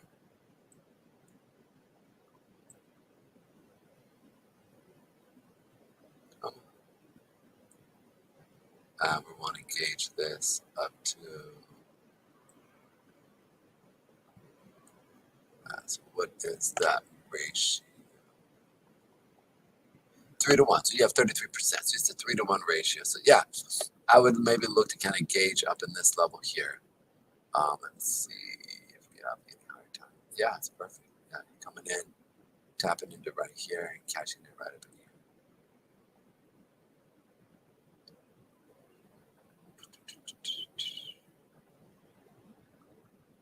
There's reward. There we go. Keep it real simple. One thing I always tell you guys all know this. The only thing you can control is what in the market? Where you place your stop. Your stop is the only thing that you can truly control. How much money you decide you want to lose. And the most important thing is to be able to stay in the market and trade. So I say, people, take your risk off as soon as possible. Now, until you can take little larger hits because your account is larger, right? Then, take your profit as quick as you can, where you can take your risk off. And then you have a free trade where you can continue moving up and then kind of go from there. So making sure that you're able to play that very well is what I would be looking to do here. So here is your risk. Right here, here's our reward. If we see this come down into these levels and then start to move up, this becomes a support level as well right here.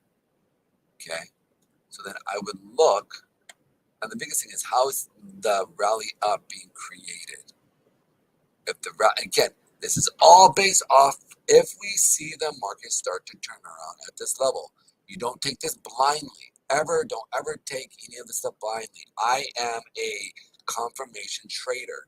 So I wait for the market to come down into my area, and then from there, I then turn around and I wait for it to confirm that it is finding support or resistance, and then continuing in the direction that I want it to go, and then I take my trade. I never jump into a trade without pretty much confirmation.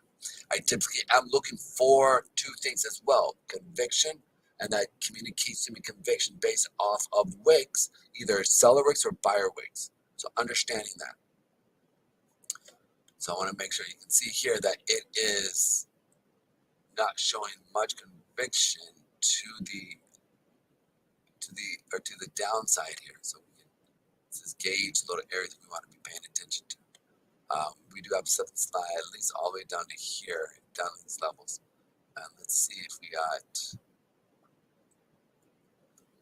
yeah, here we go. We're touching that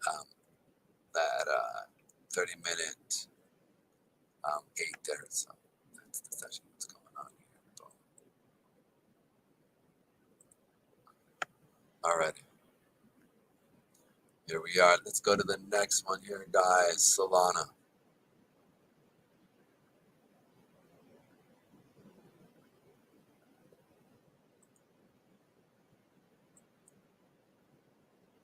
Here we are, Solana, same thing, hitting that 30-minute SMA. We are hitting our zones right here. This was a weak zone, but it's one of those things I want to bring up. Let's check it out here real quick. It's the daily zone. You can capture a little cash here. I think it did rally up pretty high from here. Yeah, it dropped into our level up here, rallied up. Right, this is where it dropped. So confirmation would have been about right here. Right here is where confirmation would have been in. Would have been looking then to come back, get into the retest right here, and pull up. So, but again, Solana is showing weakness down in these levels. I'm not seeing any real conviction on these big pushes. I want to see something that looks like this, but over here, I want to see a sell-off and a defense of that sell-off, where we see buyers step in. So that's why I'm again bearish on this. Here we are. Solana on the daily came back ping-ponging off of these moving averages. I'm looking to see this continue down into our lower levels here on the $18, 18.50, 18.10 level here, guys. So be ready for that when that happens. Like I said, I always wait for that retracement. This could be actually the retracement happening right now as we speak, honestly, where we have that the green candle hitting that A. We'll see a sell-off, and then we see the A turn around as we see the sell-off, and then what happens? You'll see price after making a new low, come back, retest somewhere on the stuff where it hits that 8-period moving average at these levels, and then you'll see another leg down. So, yeah, I guess you get in here, you can get in down in this level. That's in a nutshell. Let's go right into the next one. Is going to be DOT.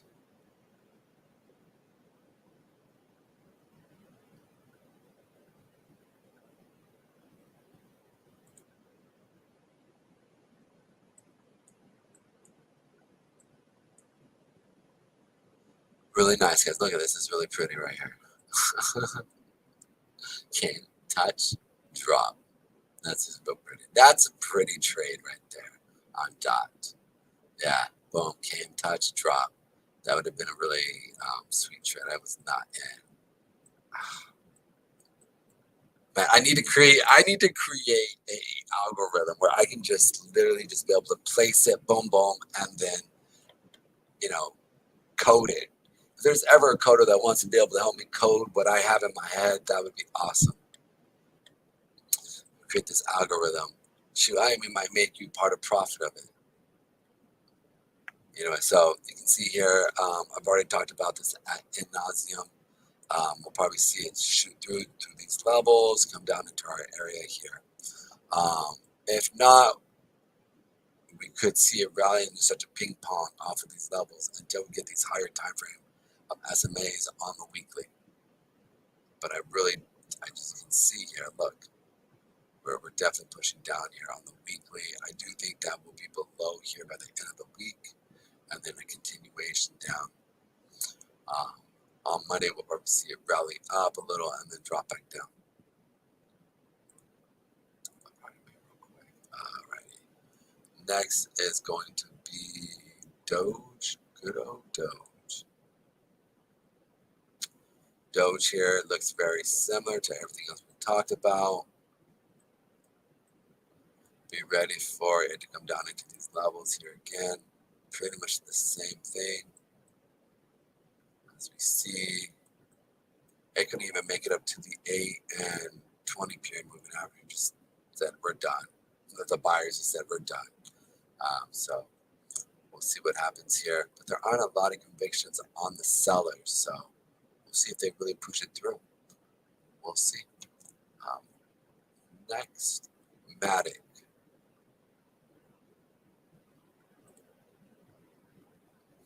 Matic is looking a little softer, as we can sit there and see, because it is below this, right? Compared to Matic, or compared to Doge, where Doge is kind of sitting at that level here. This is definitely at our lower levels. Be ready for this to come down into this 89 moving average, as well as the 100 moving average, guys. We also have a higher time frame, 20 here, it looks like, as we can sit there and see that. So we've got a couple things here. We've got that demand zone sitting here at the 7 or 74 cent mark on Matic, and we also have the higher time, or the daily 8 and as well as, or not 8, 89 and 100 period moving average on these levels. Here we are.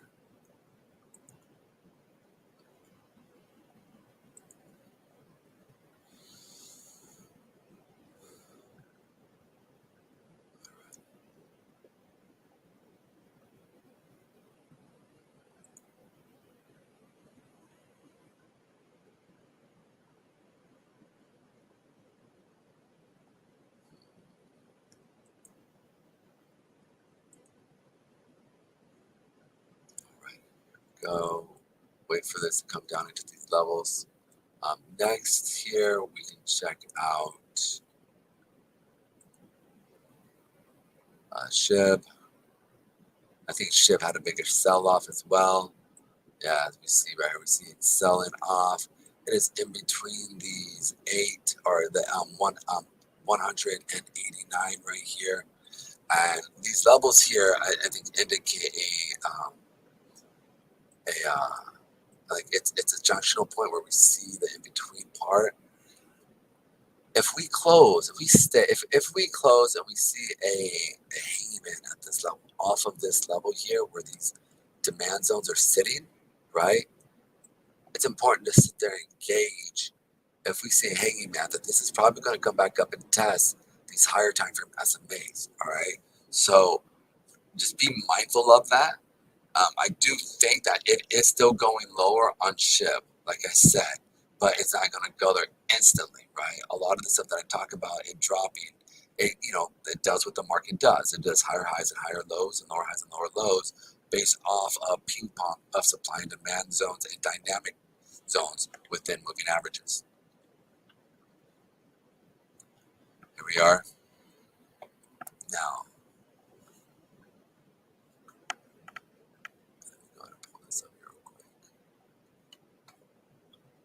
these levels here, down at these levels, I would say, guys, it probably might take us 2-3 weeks to get here. This level here just got tested. We are seeing some buyers step in. You can see, but I don't think it's going to continue. I do think that this probably will drop below here soon, so be ready for that.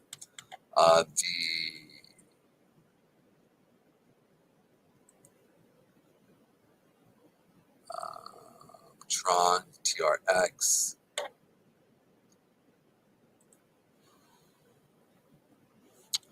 TRX, as we know, just got some market makers. We'll see how they're handling this, and they're actually doing really good. Playing the actual buy-sell bids pretty well. They're doing what the market makers are supposed to do. So, it'll be interesting to see if they actually played a Tron. The reason why I say this is I could see some market makers have been known to basically manipulate the market and not necessarily take orders at certain levels, right? So if there's a free market where there's no market makers, it's going to drop down to the lowest levels where there's the next buyer if the seller is selling from up here, right? And it could work for you or against you. But if there's a market maker, the market maker sees a ton of, let's say, sellers down here. Okay, I know it sounds weird, but they want to push the market up. They'll ignore these sellers, or they might even buy these sellers down markets here. I've actually heard they actually, it doesn't matter. But what I'm saying is they'll come through and they'll wait, and they'll push it up, which will make these guys get hungry, and then basically come up and pull their stuff up here for their shorts. When I say sellers, I mean shorts. So you're looking at the short stepping in. They'll wait for them to get a short even up higher here. So it's weird. I know it sounds weird, but what they're doing is they're looking to capture, like almost front run to scare people off so they see a huge flash crash. But if Tron is now putting in market makers, you're not going to see certain things. Like certain like this would be, this is kind of maybe caused by a flash crash. So just little things like that. We'll see what happens here with them. But for me personally, we did fall below our line in the sand here. I do see it's coming back down to these lower levels of the 0403 mark. Tron, next one is Algorand.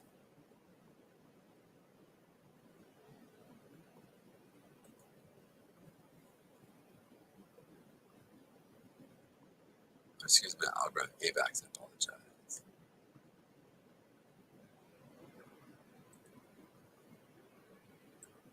AVAX, you can see here, is definitely not looking as strong as the other ones. We did come and tap our zone area here. It's a weekly zone. So we did capture a pretty decent profit here. It did really start to trend last week as we started to push up, right? So you were able to capture that on a smaller time frame where you're able to put your stop in and make a pretty good amount. So this is a nice little area here. Get ready for a turnaround here down into these levels though, because as you can see here, it's halfway day here, and we're already at the previous level here. We saw a big sell-off here on Tuesday as well, so I do see this continuing down just simply because it wasn't able to do really much damage yesterday when it pushed up. So I would assume that this is going to push down. Excuse me. Sorry. Here we are. Let's go ahead and go into Uniswap.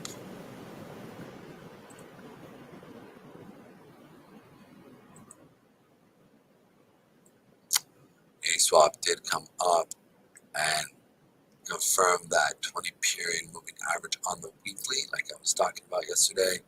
And then now it looks like it is selling off here pretty decently. It's not like it's a major sell-off, but I want to point out that we do have more seller volume based off of here.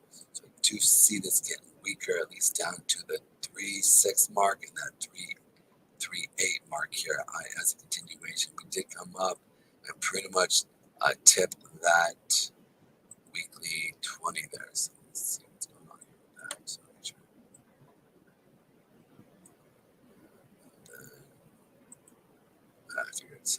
didn't completely touch it, but got pretty close. So you would have been able to play that off of the lower time frames indicators as we see it turn around.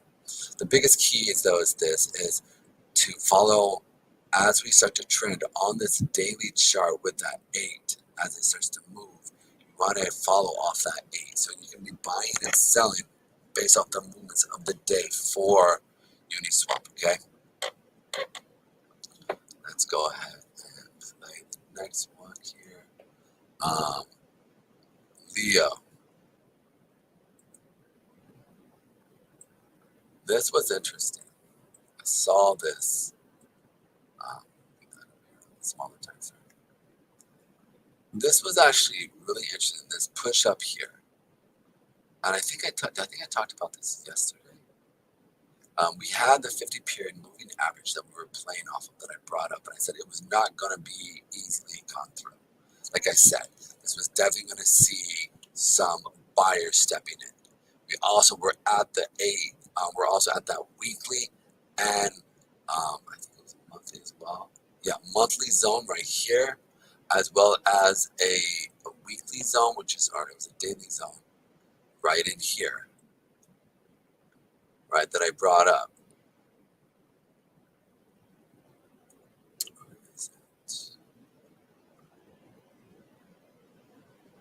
Yeah, it was excuse me, it was an intraday chart here, right here at these levels.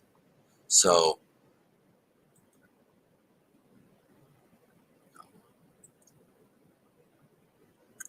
I sit there because we're definitely seeing that. But the fact is that it came back and touched that 20 period moving average on, I think, the monthly here. No, on the weekly. Wow, the weekly moves so quick. So it looks like it did come up and touch this here.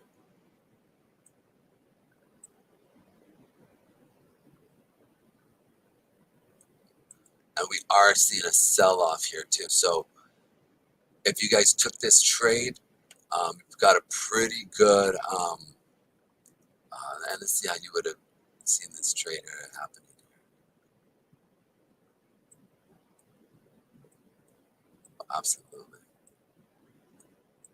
Yeah, you would have definitely been able to take part in this right here. 1, 2, 3. 1, 2, 3. Catch, rally. So definitely, we know that it was bouncing off of this 50 period moving average here. Even yesterday, it was nice, looking real nice. So we came and tapped it, shot up, came back, tapped it again. We would have caught the second ride up as well. So and these were all during market timing hours here. So you would have definitely been able to catch that A trending moving average as it started to pull up. Absolutely. Boom, you started seeing some conviction step in. Even if you're a little bit afraid, you could have caught in still right in these levels here as well. Once we cleared the 40 period moving average, it was a clear shot to be able to put in. Look, I mean, with conviction right here, you see the increase in buyers stepping in with more buyer wicks screaming up. So Leo, congrats. But let's jump back into the macro view here as we're looking at it. We hit that 50 period moving average pretty strong and had a huge sell-off. Now, if today we see this close below here and make it red, okay, then I am almost 100% sure that we are going to come down and blow through that 50 period moving average. But if we stay about this level, and we close in between the 20 and the 8 period moving average, a little hesitant because that means there is some real pressure stepping in of buyers, and we're seeing some type of conviction stepping in. So we'll see what happens. If it stays around this level here, I would say I'm 75% to 80% chance that this is probably going to continue going down, just simply because there's that big seller wick, and we did hit higher time frame SMAs to sell off against them. So that's why. Let's go ahead and check out Litecoin.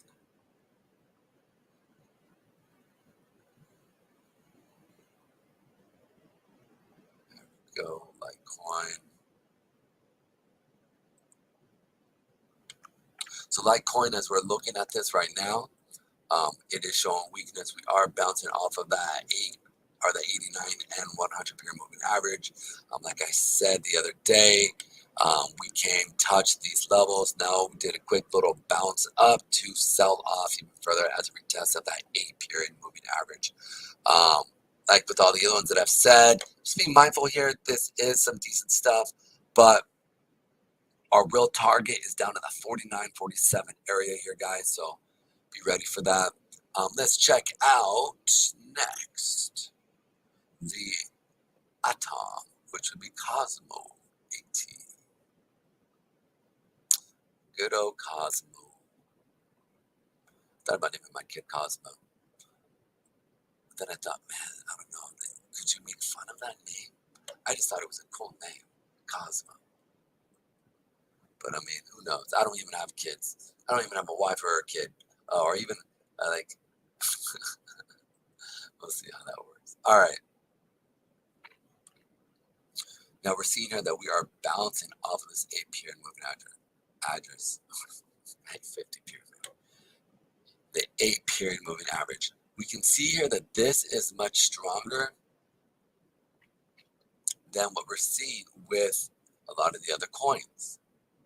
Okay. I'm actually really impressed with Cosmo here. So something's going on with Cosmo where that community is stepping in and definitely buying their chart. I did expect us to come down and test these levels here, but to see us actually hold that at that 20 period moving average is really impressive. I did say to wait for us to come down into these levels here of the demand zone here with that 8 period for basically tapping it, but it's looking like it's not even going to touch it, which is impressive. It's really strong. It shows a lot of strength for Cosmo as the rest of the market is selling off, and they are definitely looking like they are holding stronger in comparison to Ethereum as well as to Bitcoin. You can see the difference between, here we go, where are you at? See the difference here, guys? There's a big difference there. So they're definitely showing a lot more strength here at these levels. Something's going on here. Be paying attention to from a fundamental level. Be looking in to see, check out their community, see what's going on with them, because this is sexy. This is sexy. Look at this, man. They're fighting against the trend, and they're pushing the market up here even more so. So impressive. Congratulations, Cosmo. You guys doing good. Like I said, I might name my kid Cosmo. We'll see. Or maybe it'll just be a nickname.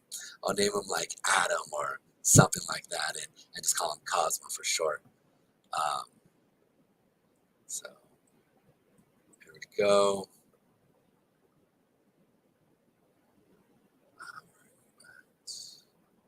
Link. Let's check out Linkity Link.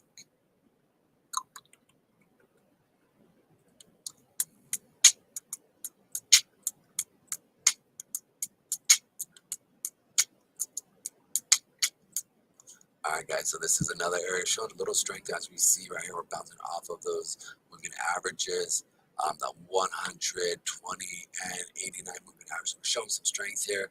I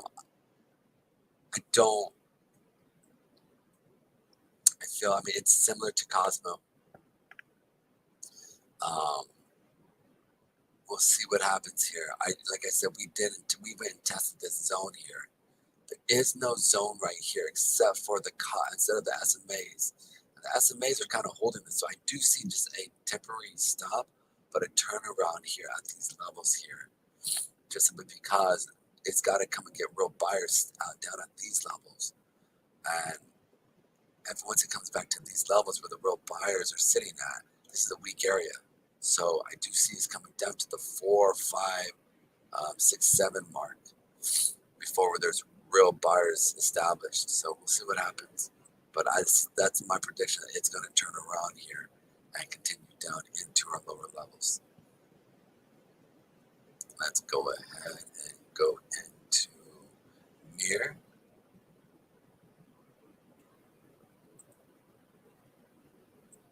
You're sitting at these levels again. You can see that we did sell off, and it's definitely weaker than Cosmo or Litecoin here. We are definitely testing at these levels. We'll see if this holds, but I don't expect this to hold. I see it's coming down into that $3 mark, 343.30 mark here.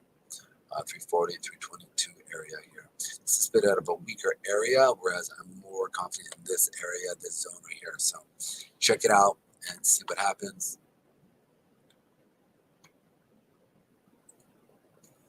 Next one,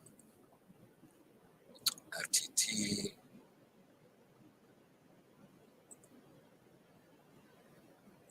And this one is like, I think, like I said, guys, I was not confident in this level here yesterday. We're seeing FTT down into probably the $20 mark, $18 mark, where, again, this all depends on how buyers do step in. I don't see us holding that though, because we can see as we have more conviction with sellers. So it's going from that 27, 26 mark all the way down to the 20 cent or $20 mark here. So it looks like a nice little buy right here, but I'm more bullish down into this $11, $10 mark here with FTT. Let's check out, and this is how I would play it. Let me put it like this, right? We don't have a big seller wick here. So I do see it coming down, maybe pushing out a little bit further, down into these levels right here. Seeing a temporary stop at this level here, like here to here.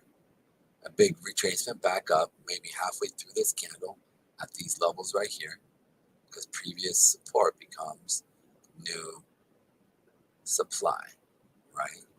Or demand becomes supply. So this would be a flip zone. So we can sit there and see it come down, tap this to that 25 area, and then continue to sell off into that 20 mark.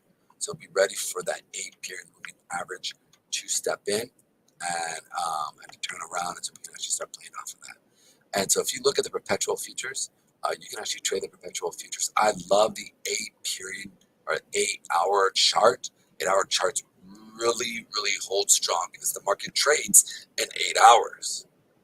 You know, you have the first, when the market closes, you have that first hour from 1600, from 4 o'clock to, what was that, 2400, right? And then you have the first from 8 and the more from 1200 to or excuse me, from what it goes. It closes at 4, which is 1600, 17, 18, 19, 20, 21, 22, 23, 24. 8 hours. Okay. That is at 12 o'clock midnight, right? Eastern Standard Time, or however you want to look at it. Then the next part is the Globex. Now I know the Globex starts into after the American session ends, but I really feel like seeing London step in and how they actually trade, that's what I really try to look at. So we see London taking over on 12:01, right? Stepping in, pushing the market, however they want to, right? Typically, the Americans push it up, and then Asia maybe might continue it and flip it back down around, and then London drops it down, and then you'll see the Americans either take it back up or continue down, right? But it all happens in 8-hour segments, right? Or 8-hour workday, right? So that's one thing to look at. So if there are a bunch of sellers on one area, if it drops here, there's a bunch of sellers pushing it down. Well, they like to play off as sellers and they buy off of them, right? So they'll push it up.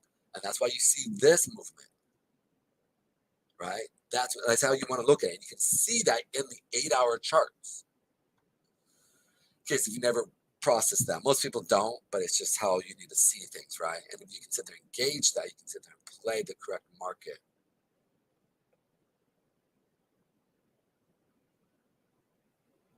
Oh, looks like I have been contacted. There we go. Next, so let's go ahead and pull here real quick. The drop here. That was FTT. Let's see if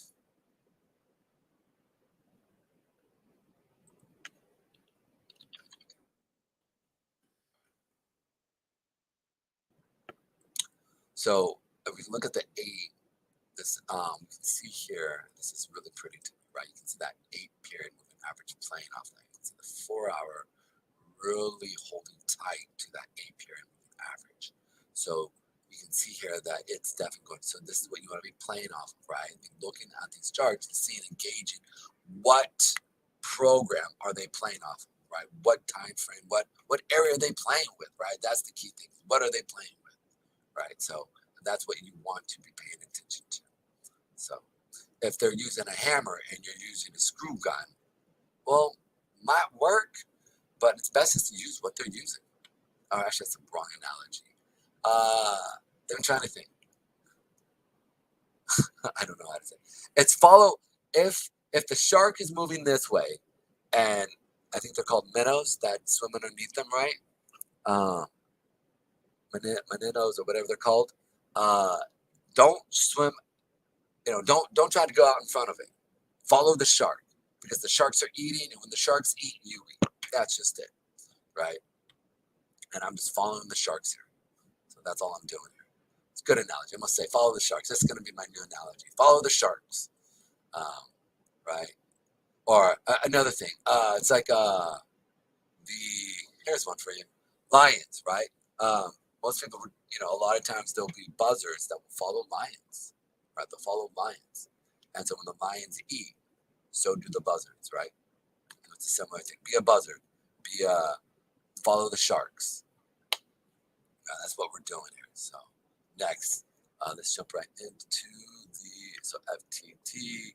Let's check out Crow. Crow. Excuse me.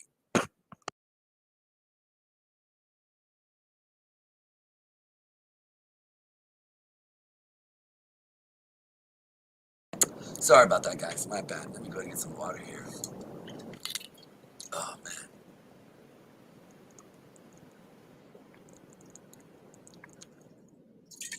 I did not get my ginger tea today. I normally do it every single day where I get ginger tea and stuff like that. So I was pretty much all up last night and then for the merge here. All right, so let's go into Crow. Crow here again. We tapped through our zone here. Like I said, I expect that 10-cent mark area here, and then I'm gonna actually throw in. Give us a 4-hour. Let's see how this plays right here. What time is it? Boom. All right. So I'm going to put in a zone, intraday zone here so we can sit there and play off of this. So I do think that they might come back down and tap this. Let's go to this again. Boom. All right. So if they do want to rally it up, these are certain areas we want to be looking at. And then the next one here.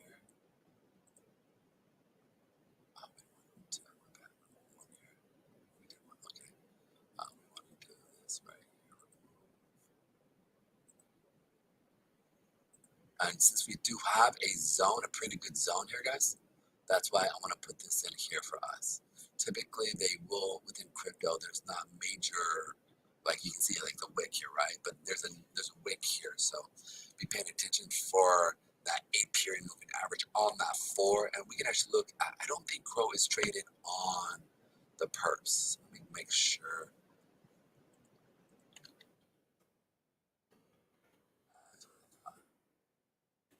I wish they would, but they don't people went short against them. They're smart people. Like I said, I like Crow. They're good business people. They actually understand trading. They just understand markets in general. So I respect them for what they're doing. But I would like to trade them on the perps though. So we can see here that they do pop up right here and then they do turn around. So I do think they're going to rally it up back into this 11-cent mark and then continue it down. We did see quite a bit of buyers last night, though, during the merge here. So that's real interesting to sit there and see. Real interesting. We'll find out what happens here. But again, this which was previous support now becomes resistance. Thank you, class. I appreciate you. If y'all want to throw some names up in there, throw some stuff, that'd be great. That'd be awesome. Like when I say previous report, it'd be great. Like resistance. So Anyways, next, let's go right into Monero here. We were talking yesterday. We actually had a miner who does mine ETH off of his computer, and it's interesting is that he's making pretty decent money for just letting it run. Right? We all let our computers run. Right? Very rarely do we close. We shut them off. And what he does is he's going through and he's just letting it run. He's bringing money up. So we're gonna get together. We're gonna bring him here on the show and kind of have him show us kind of how to just set things up and put things together um, with kind of getting our own PCs, just basically as miner for, and there are a few other POW systems that you can use for proof of work. And just basically go to work, do whatever you're doing, and make an additional $500 to $1,000 of crypto, a year, or even 250. I mean, if you're not putting money into it, you know what I'm saying? And you're spending maybe $20, $15 of energy costs. So you're basically in a liquidity pool that you're working with, and that, or a mining pool, excuse me, not a liquidity pool, but a mining pool that goes through and mines with you, and you're actually able to make money off of it. So it's actually really cool. So let's go ahead and jump right into this for Monero here. So Monero did sell off here. We did hit that higher time frame daily A here. Or we did not. That 20 period. We're kind of playing ping pong at these levels here. I believe I did say wait for a push up to either the 20 or the 8 period moving average, and then it continued down. I do see here though, since we did pierce this 8 period or the 89 period moving average, we should see us come down into the next level of that 136 level.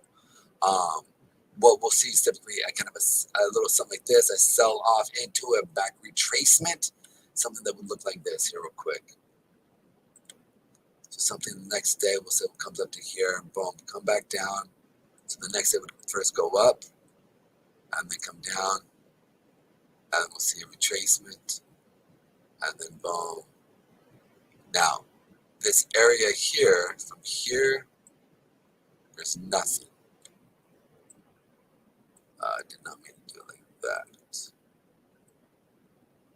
So from here, nothing. From here down, again, nothing. So that's why I think we'll see something. We'll see the 50 period moving average move things here. So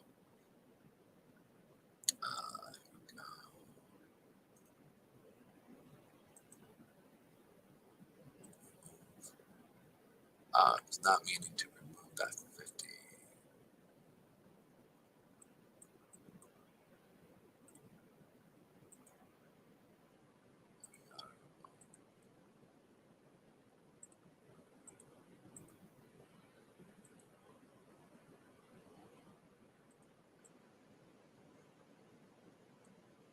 There we are.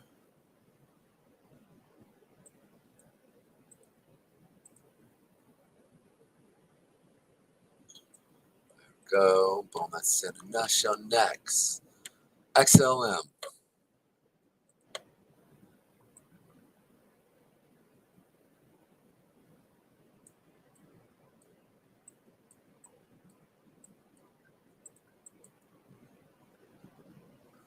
So XLM coming in, tapping into our area here. We have a daily and a weekly zone on top of each other. Like I said, we be coming down into these levels, wait for retracing, but we will be coming deeper into XLM at these levels here. Again, if we have a massive sell-off within the markets, we will see another drop from XLM into the 7-cent mark here. I know we're sitting at 10, but just like I said, when we're all the way up here, hitting these higher time frame SMAs, right? That we would see it drop all the way down into these levels of 10. And we were up here at that 15, or excuse me, 13, 14 area mark when I was bringing this up. And now we're down in these levels here again. Wait for a retracement back into it and play the sell off. We don't have the complete turnaround of the 8 daily moving average, so be ready for this. You could see a sharp down. So sharp down, which will engage the 8-period moving average. Well, then we'll see it sharp down, push back up, test, then drop. Okay. Next, let's go ahead and go into algo. I did AVAX, I'm sorry.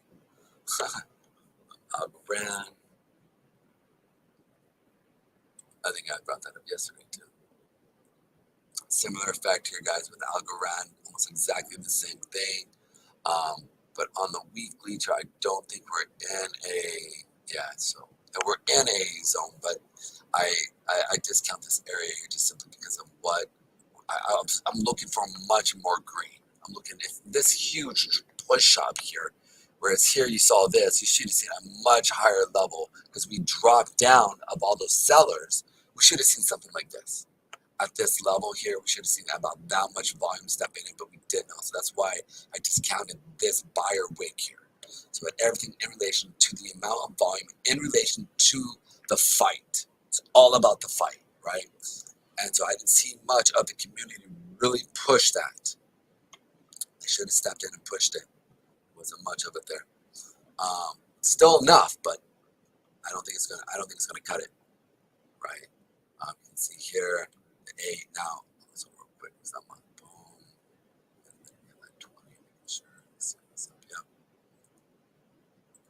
Okay. So let's pull this up on an intraday here.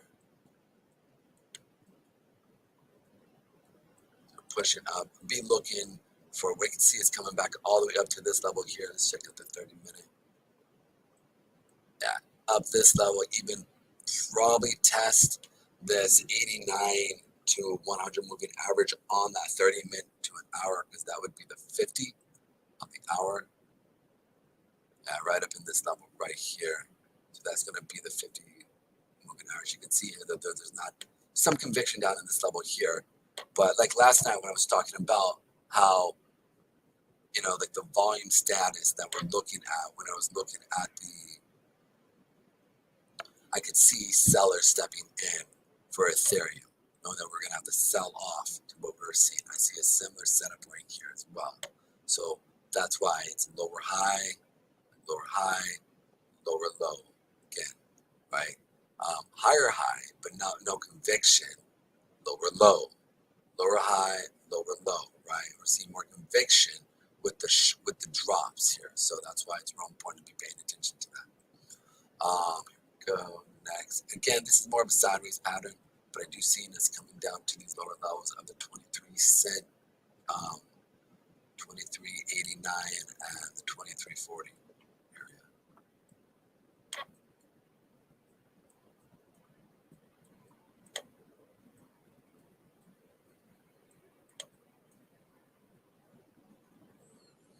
Next is going to be flow.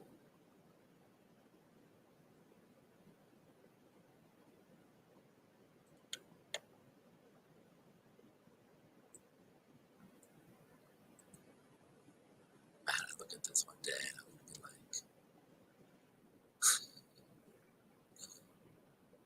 I literally have one guy following me right now. He's listening. It's probably Josh. I appreciate you, my man. All right, so here we go. So here we are. We're sitting at these levels here. Important to be paying attention to the fact that we don't even have the 800, or excuse me, not 800. We don't have the 89, and we do not have. I mean, look, this is. I mean, this is bearish. This is bearish. The flow, 177. Here we come. Only saving grace here is they didn't put any seller wick here, but you do have some seller wicks here, so it's just making way for it to move up. But I see 177 here in your near future. Let's see if we can short this baby here.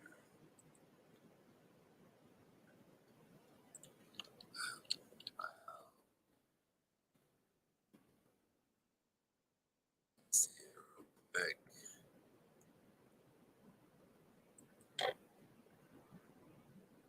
I felt like, oh man, short flow here. So maybe FTT.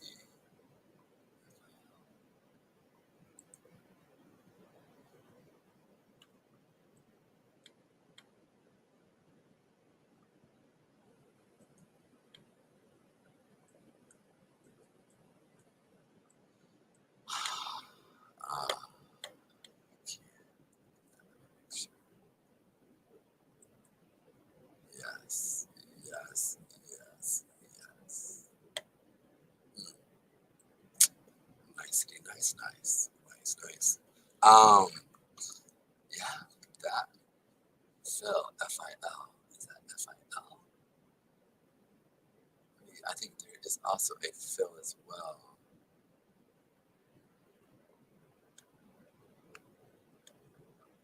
FIL. FIL. Let's check out FIL. Yeah. But still, this is very similar to what we're saying for FIL. And I believe FIL. Yeah, FILL. Yep, yep.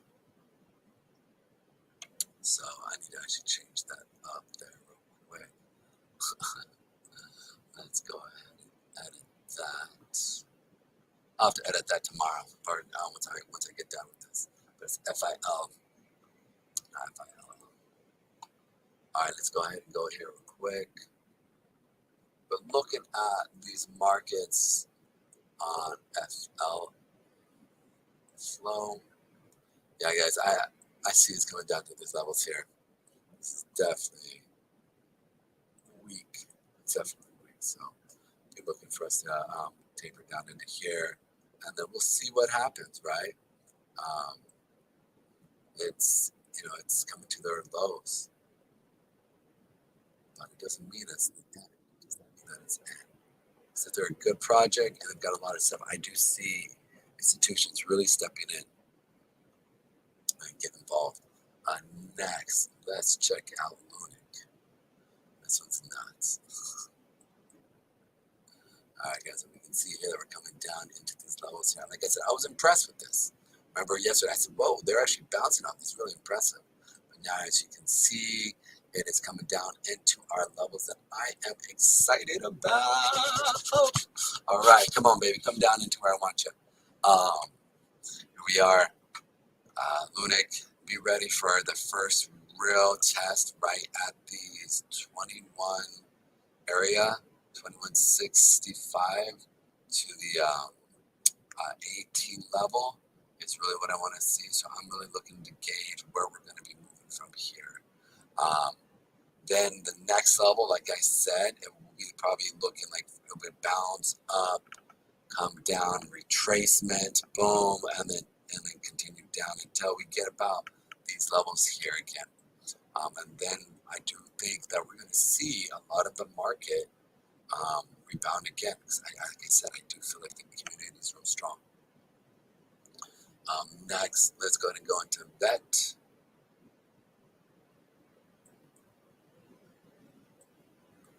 That here is, again, a lot like a few of these other ones that we're seeing. It is definitely going to blow through this. You can see here that we came down, touched all of this, and I don't see it holding. The only caveat is that we did put in a higher high here, right? But we hit higher time frame SMAs, so it definitely did push it down. So I'm definitely bearish. Be looking to kind of capture this down here for a short-term run. To at least the 20-cent mark. After the 20-cent mark, drop, retrace, and then continue down into our 11, 12-cent mark predictions here for VET. Here we are next. ICP, the Internet Computing Project. We should look into these guys. These guys are actually not a bad decent group. It's actually a decent group. ICP, where you at?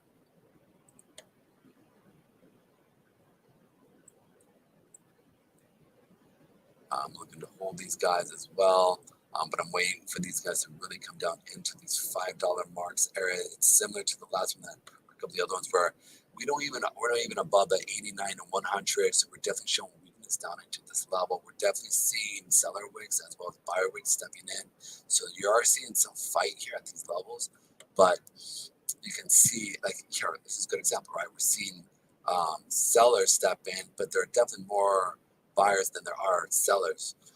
But there aren't any real levels here for it to hold, right? So for me, as I'm looking at VET as an actual technical trader, I'm looking for an area where I can find support. So I guess there could be a weekly zone right here. but it's already been tapped a few times by these other babies here. So that's why they're going. I'm more into it right here at the $5, $4 mark. I'd be into it at 6, but I'm more into it. I'm more into it at 5 and 4 area. So the fact is that we are looking at the that Ethereum as a weak asset as well as Bitcoin as a weak asset as well. So I can definitely see us moving down even further when it comes to VET, or excuse me, not VET, but with ICP. So I'm definitely, but I do like ICP. I think they're a legit company.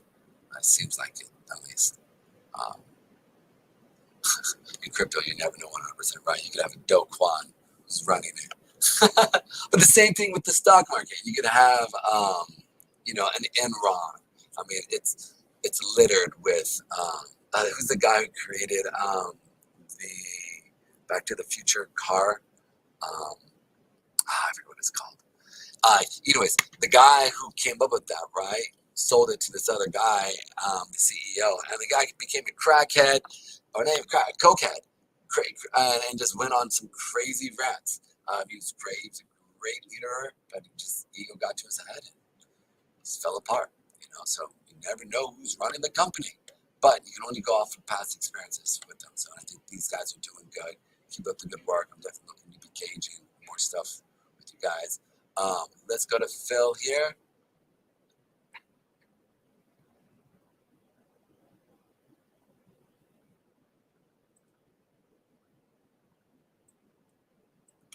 Our fill station, as we can see on that weekly, it came up, touched our zone. Now we're dropping down.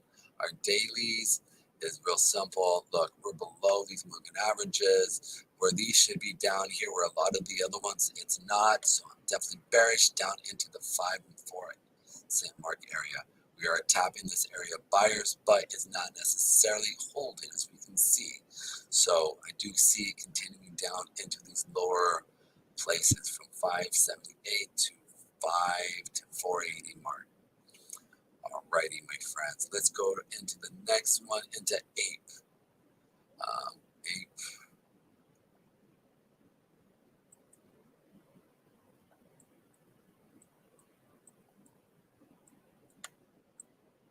All right, so it is finding support here on this 20 period moving average.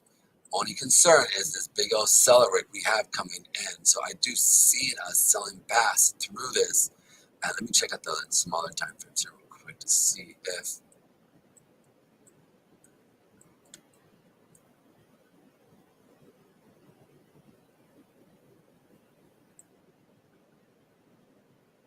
what I'm looking for, two things. I'm looking for buyer wicks. I'm looking for seller wicks as we're moving in, seeing what the institutions are establishing. And the reality is they're not establishing much either. And so this is still in a free fall state. So I do see it's going down into these lower levels of 40 or $4 and 11. And yeah, the $4 mark to the $3 mark area here with ape from $5 to definitely 4 and 3. They're still not happy with these guys. So I would say you can see here, even on a 4-hour mark here, and we'll look at the 8-hour mark. We're tapping this, right? We're ping ponging off of these levels. So 4-hour mark, we're tapping the 89 and 100, which is showing strengths, but it's not enough, especially going into Friday. So we'll see what happens. People were short here, they might cover call, or they may do a cover position here, cover the position of short, but I do see them maybe pushing this down even further. At least to by the end of the week, by Friday tomorrow, you can see this down at 453-ish area, that 440 area here. 60 cents there, so play it right. Next, let's go into EOS.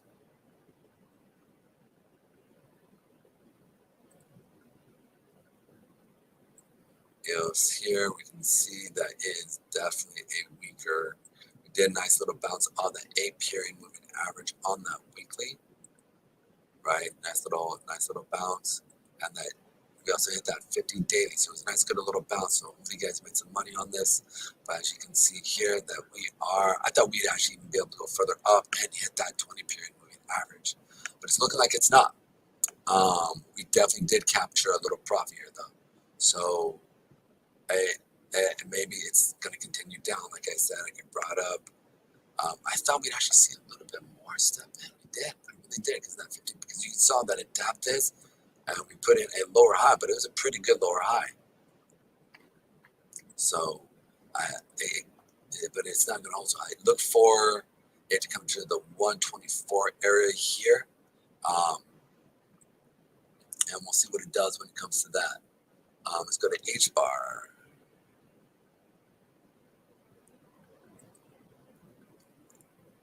H bar.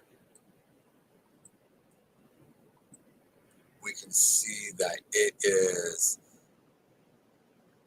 It's just pulling through these areas. You know, it's even.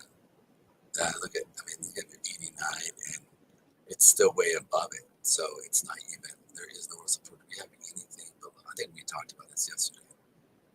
Yeah, I'm bearish it all the way down to 4-cent mark area here. These are the areas that I'm definitely looking at. Right here, right here. Maybe we should do this here too.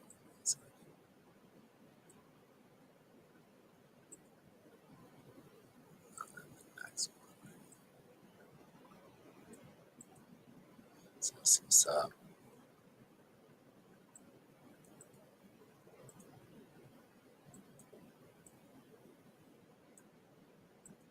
There we go, guys. Trap. So we'll definitely be seeing this the 50-cent mark area here. Not 50 cent, but 5-cent mark area. And then this 2-cent mark area, definitely. Let's check out the XTZ.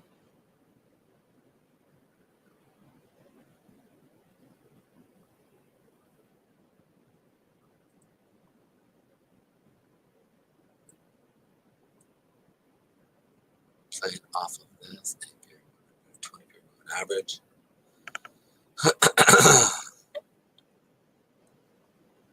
Same thing. It's weak. XTZ. Then we go to put in some white.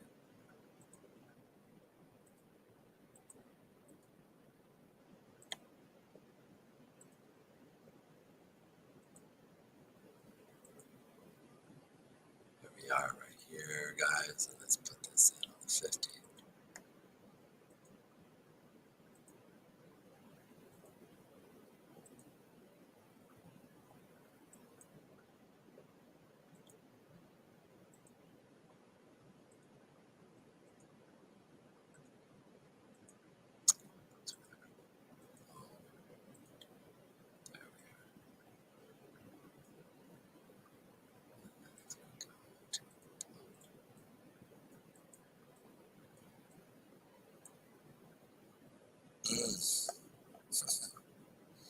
That's not looking good. This is bad. I shouldn't say it like that, but it's not. Yeah, this is not looking strong at all. Can you short this? XTZ. We tapped that 8-period moving average, and we're ping ponging off of these levels of the 8 and 20. This is the last stand for XTZ, man. This thing falls below here. This is going all the way down, all the way down. Definitely. So we'll find out next. Let's look at that monthly there.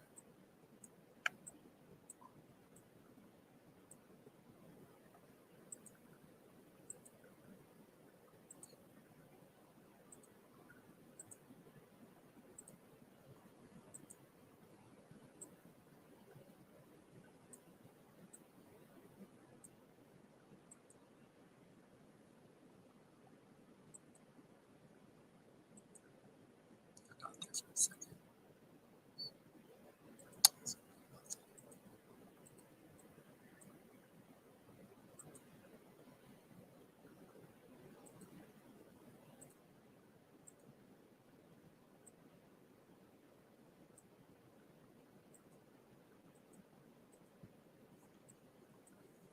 lot of battles ahead of them.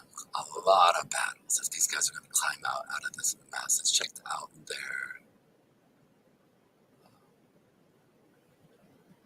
Nice.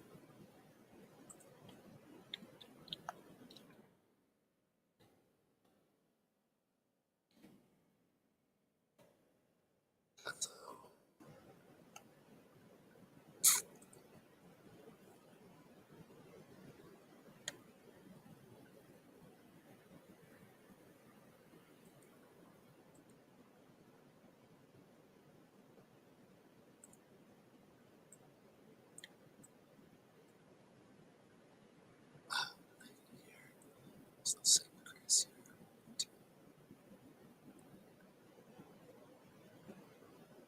Jeez. Yeah, that's that $1 mark for Tether, guys. Legit.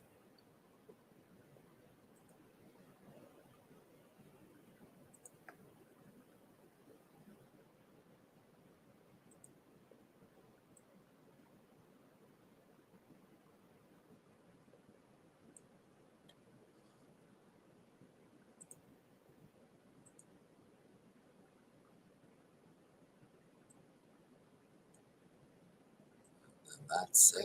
After that, there's nothing to stop. There might be.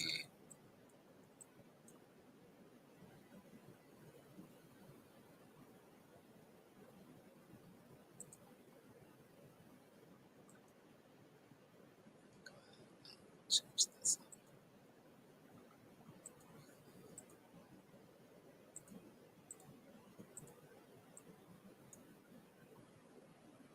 Let's try the month here.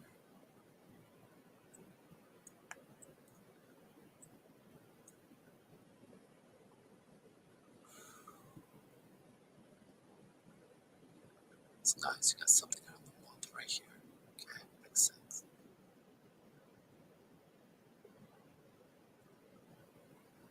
So nothing until we get to about right to here on the month.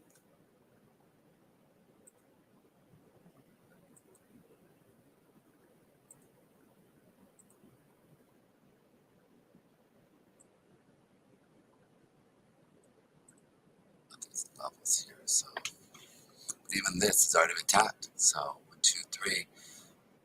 Next one will be a reactionary instead of establishing. So we'll see what happens at these levels. Check out that day. See if we can find it. Can we find something on the day?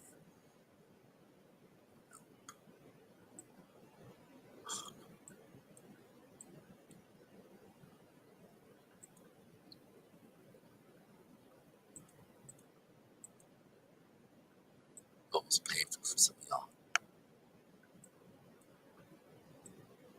This is trading, guys. This is.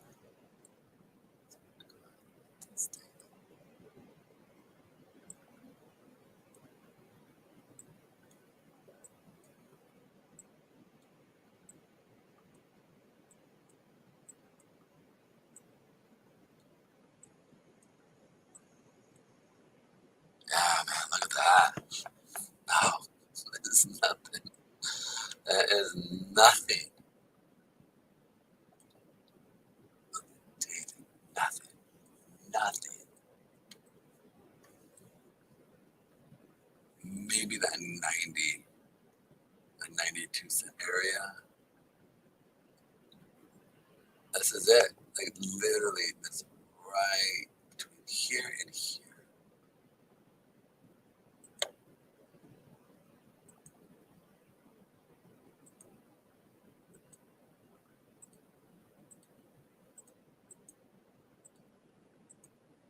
Very much every Tesla. So we'll see. We got some support coming in. We do have some support. I can't say that it's a lot, but even those have been eaten up. So it's like we're going to find out what Tesla does here. That's just it. We'll find out. We shall find out. Let's go ahead and put these on our chart here.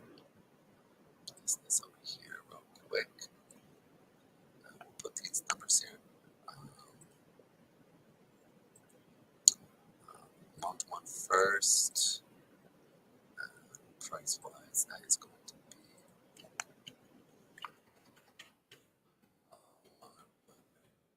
fix.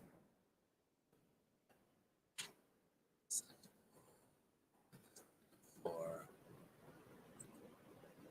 So there we are. The next one is 123.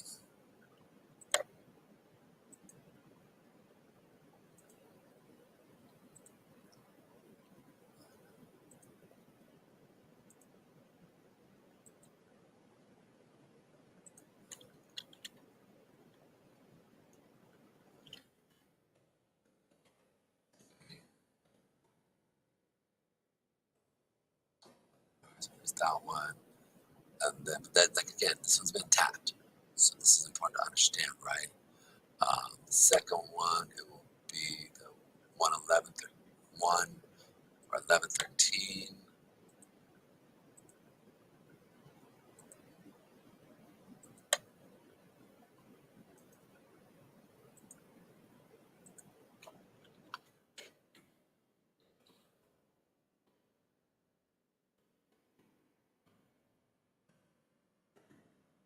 One here, to that one at the 9 cent mark.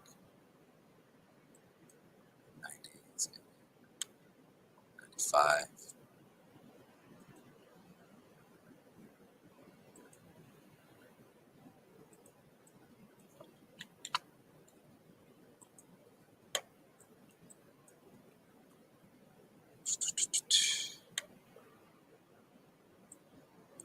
And then we're going to do the day. Oh, no, I think this one was. Oh, this one, yeah, I'm sorry. My bad. The last one was a month. Top of months. No, I guess it's my bad.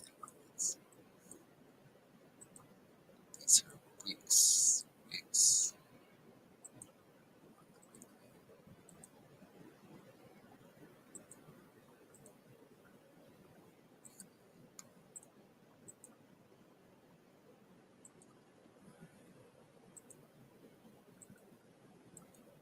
Okay, let's do a little quick.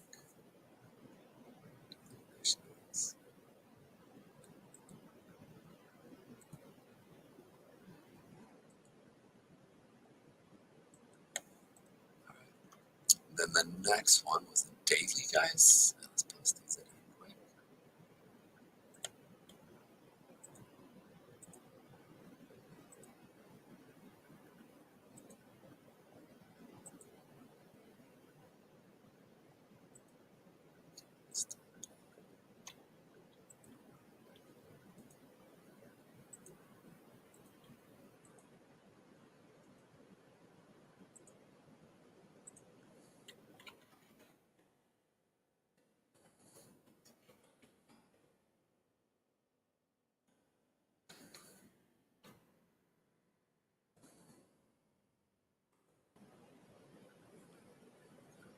Just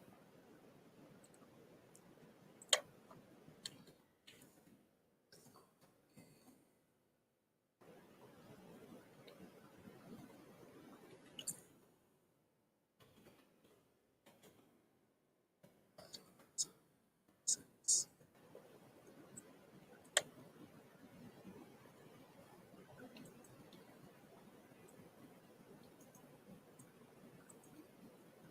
Let's see.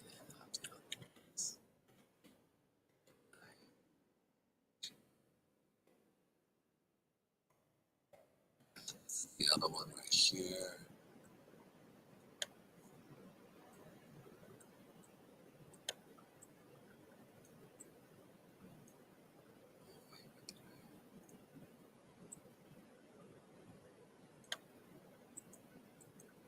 I messed up. That's what I'm looking at. All right, 92, and this will be 8.6.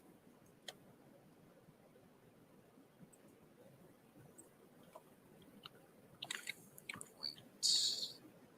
8.6.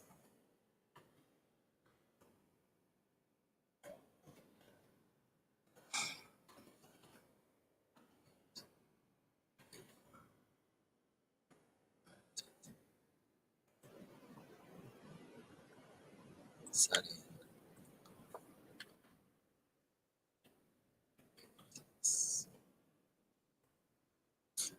These are little areas here that I am definitely looking at.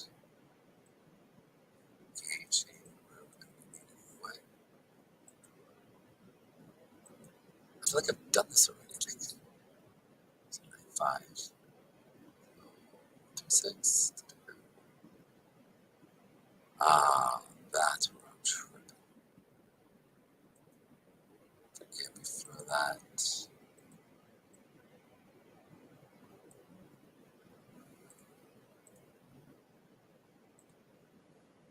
Sorry, guys. Sometimes my brain does not work the way I want it to.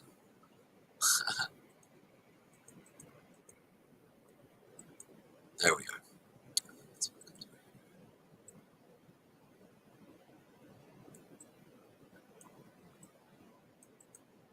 All right.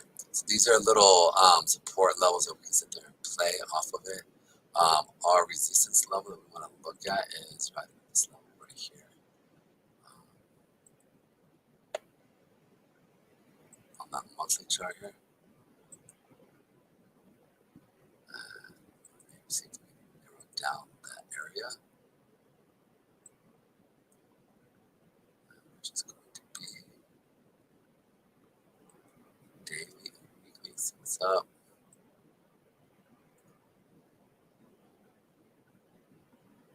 Yeah, it's a reaction off a reaction there. So we got a week. Still a reaction off the weekly. So this is going to be a weak area here.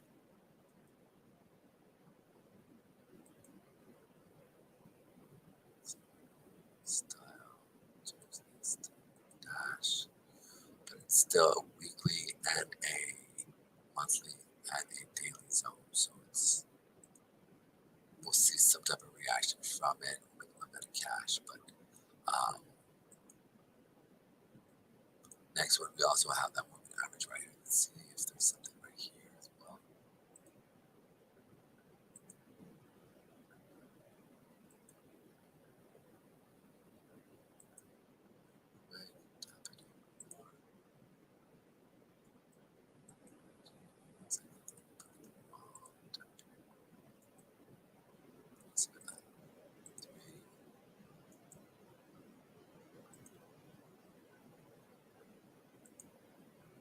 That was forcing a stop in here.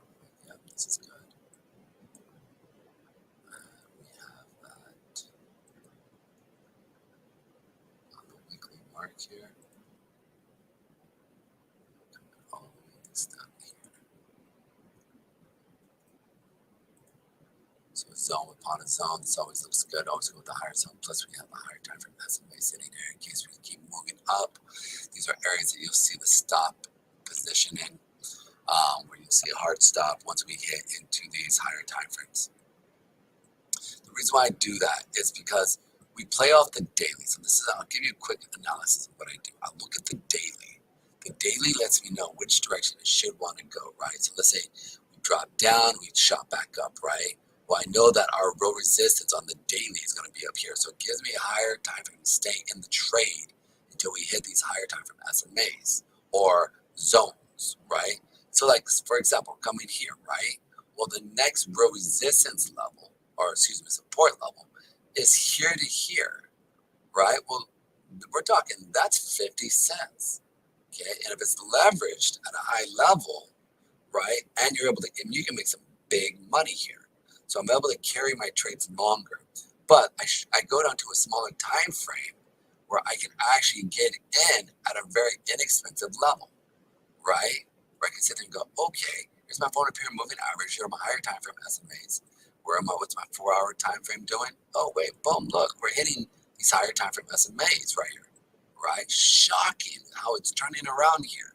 Boom! Then I'm able to gauge these 4 hours and enter at lower time frames, so I can make my risk very minimal, right? So that's in a nutshell. Let's go and check out the last little bit that we're dealing here, and then I'm gonna call it a day. Man, I'm pushing through this. Mana, sand, cell. Mana and cell. Mana is gonna be the same thing. Man. We were just looking at that yesterday. Nothing changed. Came up, touched, and we're gonna see a turnaround like we were talking about. Right? Boom. Showed weakness, didn't put up. We hit our zone, we sold off, right? We put that zone down in this level. Boom. Sell off. Have a nice day. Thank you. And that's it. Next, We should see this come down into our next level of that 57 cent mark area to the 56 and potentially legitly the 51 area where this monthly zone is at. So be ready for it. Be ready to rumble. Anyways, next, let's go into sand.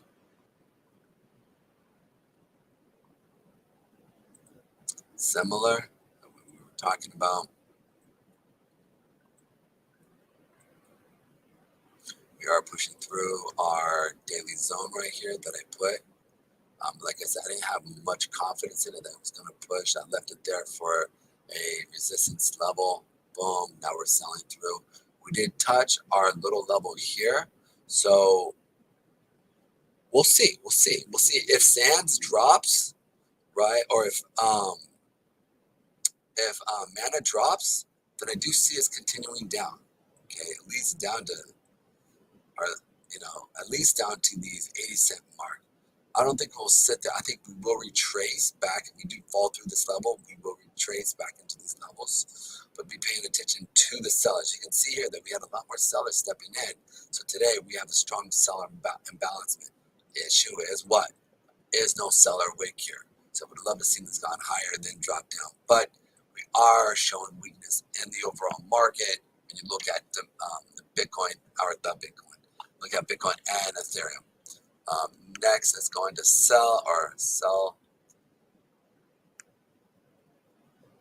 These guys are, I think, doing a decent job. I like what they're doing. I am looking to capture this again at a lower level. If we see a sell-off here, which we saw a big sell-off here, nice.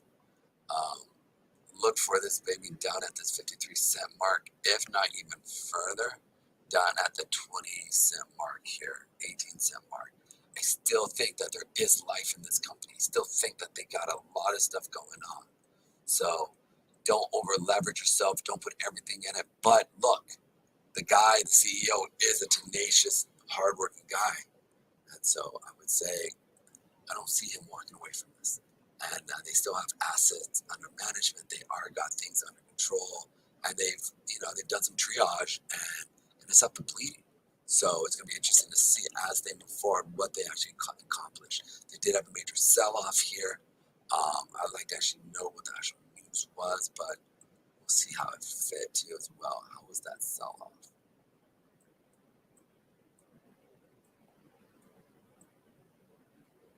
Yeah, we're seeing buyers and sellers step in. Buyers, sellers. It looks like this might have been an institutional play. Push this down.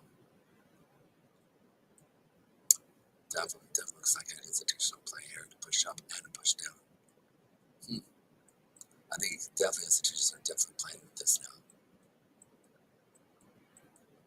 To capture it down at our lows here, you can see here. So let's look at our weekly. Yeah, we can see that we're playing with this. Here's our 8, here's our 20, or here's our 8 on the weekly and our 8 on the monthly here. So you can definitely see how these are becoming support at these levels. If we do see another sell-off here again, just make sure you're going short here. Or I think you can trade sell on the perps.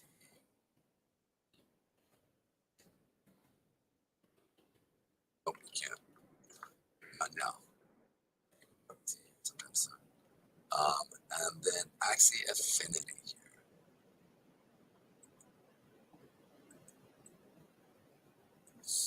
Alright.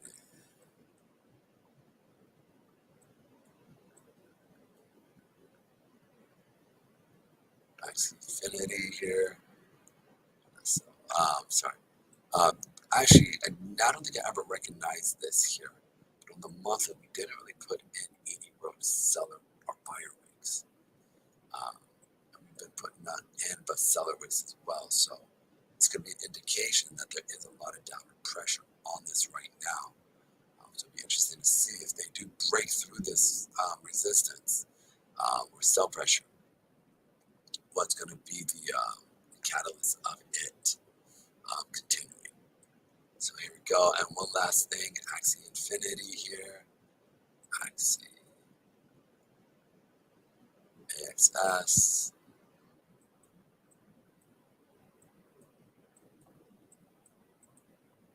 R5. It's definitely going down.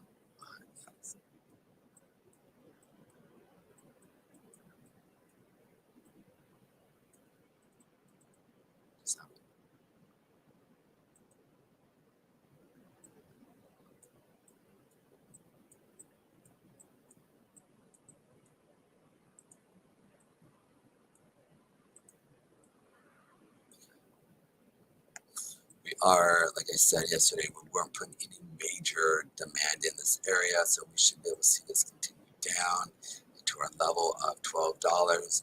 Again, I'm still very bearish on this down to the $5 mark.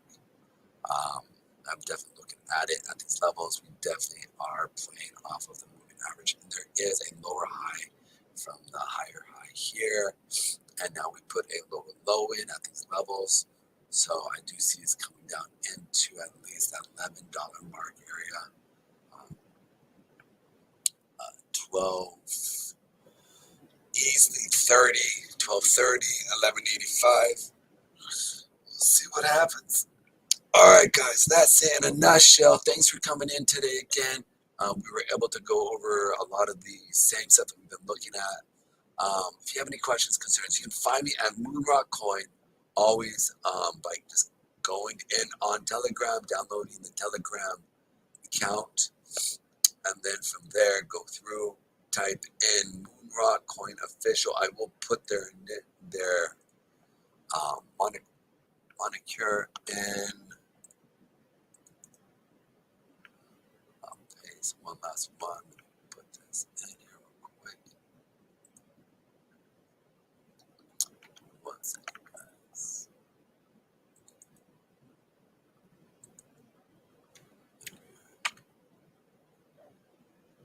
So there you have it, guys. So you can come find me there. Connect with me if you want to. It's all good if you want to. All right, guys. Have a blessed day. Have a great weekend. I am going to take a 3-day weekend to myself. Recoup from this crazy week, and then be back at it at 11 o'clock Monday morning on the East Coast Standard Time, and I will see you guys then. Until then, many blessings, and have a great day and a safe weekend. Remember, if the market is going up, go up. If the market is going down, short it. The market is always right. Okay? All right, guys, have a blessed day, and I will end. Last other thing is, the only thing you can control in trading is where you place your stop. And that is it. That is it. So make sure you place it correctly. All right, guys, have a blessed day, and I'll talk to you guys soon.